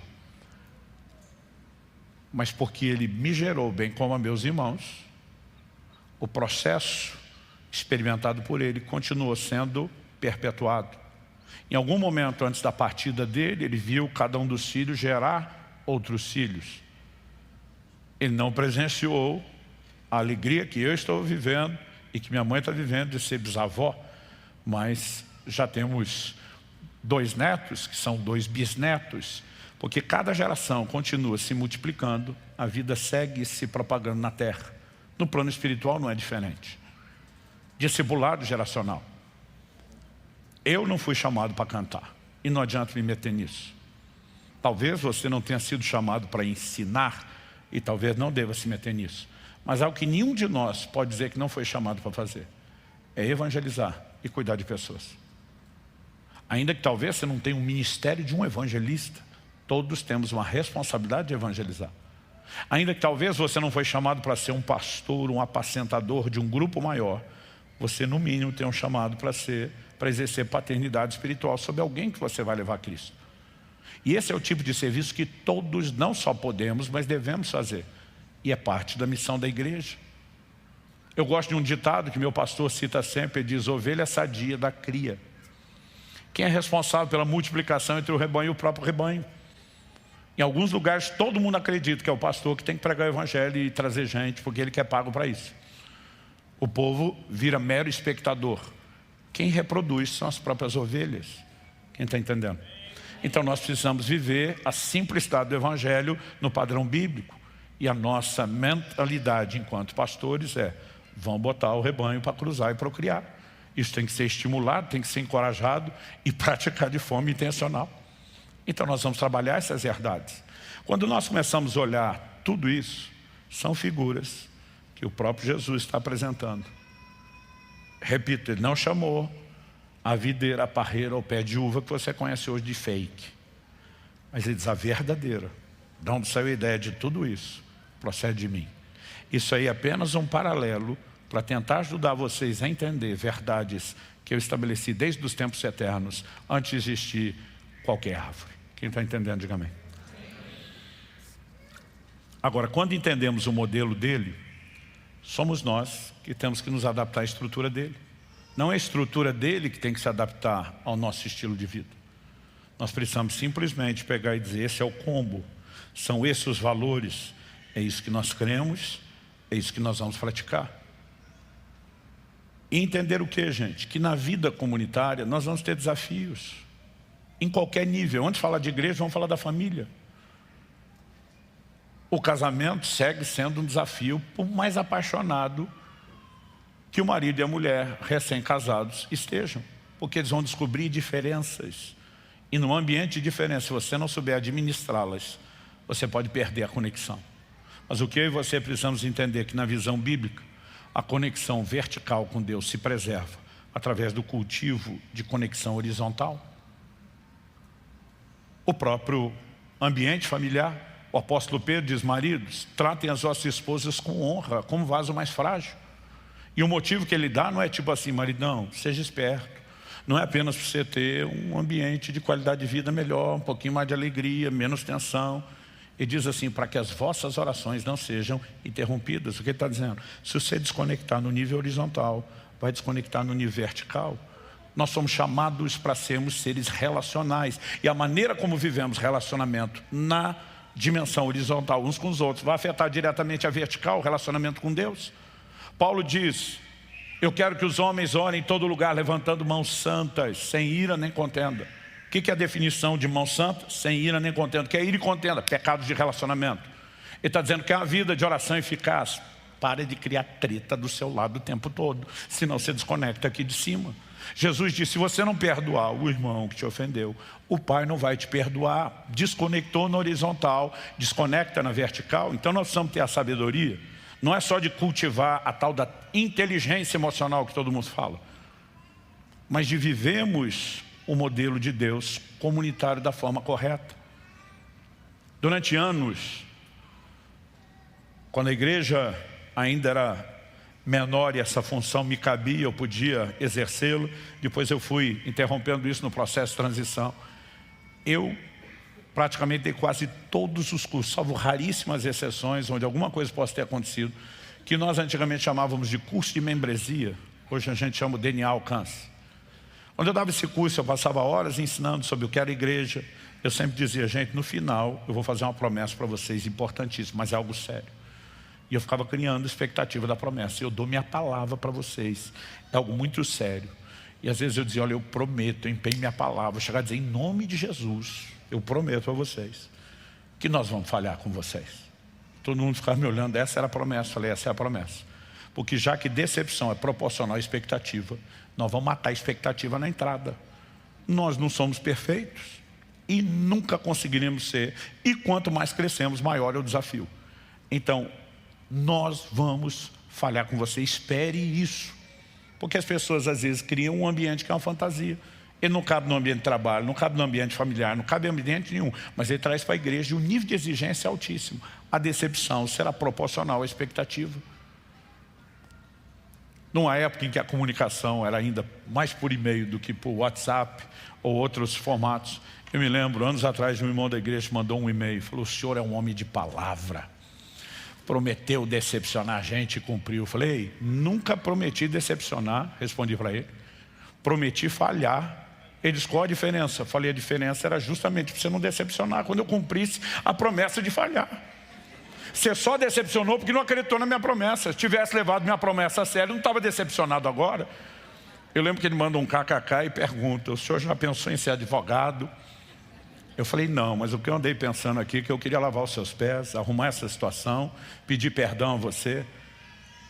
E se você realmente estiver tão ferido a ponto de dizer: eu quero sair da igreja, nos deixe pelo menos te ajudar no processo de ser curado antes que você saia. Mas as pessoas às vezes criam fantasias. Meu primeiro ano como pastor, eu lembro de uma irmã, eu já tinha recebido a notícia antes dela falar comigo, que ela tinha feito um barraco contra as duas. O negócio foi feio, tenso. A irmã me procura e diz: pastor, vim lhe comunicar que eu estou saindo da igreja. Eu, querendo dar a ela a oportunidade da versão dela, não falei nada do que eu sabia. Eu perguntei para ele por quê, esperando só que ela contasse exatamente como foi o problema. Ela falou: porque não tem amor nesse lugar. Eu falei: a senhora está dizendo que não tem amor por causa do seu problema com fulano e beltrano? Eu falei: o senhor já está sabendo, é isso mesmo. E se não tem amor, eu me recuso a ficar num ambiente que não tem amor. Eu falei: querido, se essa é a sua lógica, eu não posso nem interferir. Eu só pediria à senhora que fosse coerente com ela e sustentasse as próximas decisões que a senhora deveria tomar. Ela falou: como assim? Eu falei: passe na sua casa, faça as malas e abandone seu marido e seus filhos. Ela me olhou revoltada. Como um homem de Deus daria um conselho dele? Eu falei: não estou dando conselho nenhum, só estou pedindo para a senhora ser lógica com o seu padrão de decisão. Só a senhora vai sair da igreja alegando que aqui é porque não tem amor. Por que a senhora vai ficar na sua casa se não tem amor lá? Quem disse que não tem amor em casa? Eu falei: a senhora. Aqui na igreja teve um barraco só, esse tempo todo que a senhora está aqui. A senhora definiu que não tem amor. Lá a senhora faz barraco com o seu marido e seus filhos todo dia, porque eu sei. Então se aqui não tem amor, imagina lá. Agora se com essa pouca falta de amor aqui já é suficiente para sair, imagina com aquela muita falta de amor lá. O que é que a senhora está fazendo lá? Vaza. Primeiro ela me olhou com muita raiva, depois acho que ela foi pensando. Ela começou a segurar o riso, dá para ver na cara dela. Ela falou para mim: o senhor me pegou de jeito, não foi? Eu falei: peguei de jeito a senhora, com bom argumento. Eu falei: criatura, como dizer que não tem amor na sua casa? O que tem lá é amor, porque para o seu marido e os seus filhos aguentar a senhora. Eu que nem convivo com a senhora como ele, só um pouco aqui. Por que a senhora acha que nós não mandamos a senhora embora? A senhora não é fácil, e a senhora sabe disso. Então o amor é a disposição de superar os problemas, não criar essa fantasia de que não tem problema. Eu falei: lá na casa da senhora, a senhora erga a mão para o céu, porque a senhora tem marido e filhos que te amam, porque eles te aguentam, e eles não estão desistindo da senhora. Isso é amor. Ela: então eu fico. Foi o dia do fico, diga ao povo que eu fico. Nós podemos viver algo extraordinário, sem muita fantasia, com a praticidade bíblica. É possível, está ao meu e ao seu alcance. Agora, vão falhar com você? Vão. E quanto maior a igreja, mais gente vai falhar. E entenda isso como parte do seu processo de crescimento. Paulo escreve aos Coríntios e diz: importa que haja facções entre vocês para que os aprovados se manifestem. É na hora da treta que você vê quem é maduro e quem não é. Quem tem a capacidade de virar a face, a outra face, de andar a segunda milha, de entregar a capa junto com a túnica. É nessa hora que você vê quem é maduro, quem cresceu, quem não. E que venham os jogos mortais. Não, estou brincando. Mas quem está entendendo a ideia? Vamos ficar em pé para parecer que está acabando.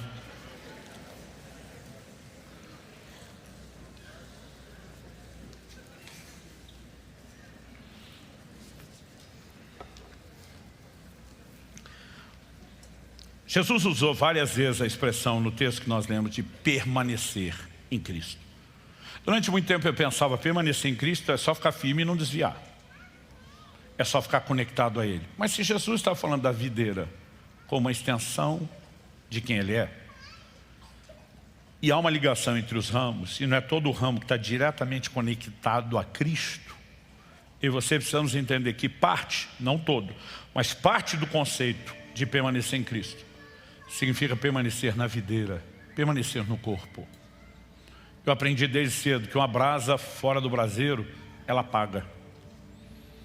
Eu tenho visto muita gente que, ferida e decepcionada, começa a minguar espiritualmente. Apesar de estar arrastando mais gente para o buraco, dizendo: não precisa de igreja, você só precisa de Jesus. A verdade é que nós precisamos uns dos outros. Em Provérbios 18, verso 1, a Bíblia diz: o solitário busca o seu próprio interesse e se opõe à verdadeira sabedoria. Outras traduções dizem: o solitário busca só o seu próprio interesse, insurge-se. Insurgir é rebelar, revoltar-se, insurge-se contra a verdadeira sabedoria. Baseado nesse texto, meu amigo pastor Danilo Figueira, da comunidade cristã de Ribeirão Preto, definiu a atitude de isolamento com 3 adjetivos bem precisos. E diz: toda atitude de isolamento, antes de mais nada, é egoísta. A Bíblia diz: o que se isola busca o seu interesse. Não quero machucar, está pensando em si. Ah, não quero ter que me preocupar, está pensando em si. Não sou obrigado a ter que lidar com isso, está pensando em si, só em si. E não nos outros que podem crescer, ser edificados através do convívio. Então toda atitude de isolamento é egoísta. Mas ele diz: toda atitude de isolamento é rebelde. Porque a Bíblia está dizendo que ele se insurge, que ele se revolta, se rebela contra a verdadeira sabedoria. É uma atitude de rebeldia. Mas além de uma atitude egoísta e rebelde, e só o rebelde já não é boa classificação, é uma atitude burra. Pastor, dá para trocar adjetivo? Dá: estúpida, idiota. Nós podemos usar vários. Por quê? Porque se rebela contra a verdadeira sabedoria. Se você se rebela contra a sabedoria, a atitude é o que mesmo? Me ajude aí com a definição. é não inteligente, pronto. Não é sábia, se ficar mais bonito para você. Não existe nada de positivo com o qual uma atitude de isolamento possa ser caracterizada. Nós somos chamados para viver em comunidade. Vai dar BO? Vai. Mas vai ter tanta coisa boa, melhor, maior e acima dos boletins de ocorrência, que vai valer a pena. E a parte boa é que não vai valer a pena só para você. Não é só o que você ganha, é o que outros vão poder ganhar através da sua paciência, do seu amor, da sua maturidade, da sua disposição de convívio. Vai ter dia que você vai para a cela e vai dizer: Deus, o Senhor é minha testemunha, que eu não estou com vontade de estar lá. Você acha que todo culto que eu preguei, nesses 17 anos aqui, eu estava com vontade de pregar? Deve ter tido muitos deles que eu falei para Jesus: eu nem queria hoje. Mas não diz respeito só ao que você quer, ou o que é importante para você, mas o que é importante para outros. Em momentos onde eu preferia ter ficado em casa, debaixo da coberta, assistindo um filme, e veio estar pregando. E preguei sem muito ânimo interior. E eu vejo gente depois chorando, testemunhar mudanças extraordinárias. Eu penso: ainda bem, seu ignorante, que você não escolheu a coberta. Ainda bem que você sacrificou por algo maior do que aquele seu desejo egoísta. Quem está entendendo? Nós podemos viver juntos o que Jesus disse. Isso sim é a videira. A videira verdadeira. Um organismo com uma organização e uma estrutura funcional. Algo cuja parte visível é a gente. E ele se expôs quando decidiu ser representado por mim e por você. Eu já perguntei para ele algumas vezes: onde é que o senhor estava com a cabeça quando deixou a gente representar o senhor? O risco é grande. Mas se ele correu o risco, é porque ele viu que valia a pena. Em terceiro e último lugar, se nós entendemos a ligação entre os ramos, a descentralização, a unidade, a interdependência e também a continuidade geracional, a paternidade, vai ser fantástico. Deus tem um sonho na terra e nós podemos participar, que edificar com Ele a sua igreja. Pai, oramos por graça e favor do alto. Oramos por aquela capacidade que só o Teu Espírito pode trazer a cada um de produzir ajustes. Eu abençoo cada um dos meus irmãos e irmãs reunidos nesse lugar, aqueles que nos acompanham pela transmissão ao vivo ou mesmo posteriormente por meio de uma palavra gravada. Que a mão do Senhor os toque, os alcance, gere aplicação prática da palavra e os ajustes necessários. E que possamos sair daqui não apenas com informação, mas com inspiração, com combustível celestial, para vivermos o Teu projeto chamado igreja, para vivermos o que o Senhor mesmo chamou de a videira verdadeira. Obrigado pelo privilégio de nos incluir. Obrigado pela honra de nos deixar participar e cooperar contigo. Ajuda-nos, Senhor, a cooperar cada vez mais e atrapalhar cada vez menos. É a nossa oração em nome de Jesus. Amém. Se você crê e concorde, diga amém. Se você recebe essa palavra, diga: eu recebo em nome de Jesus.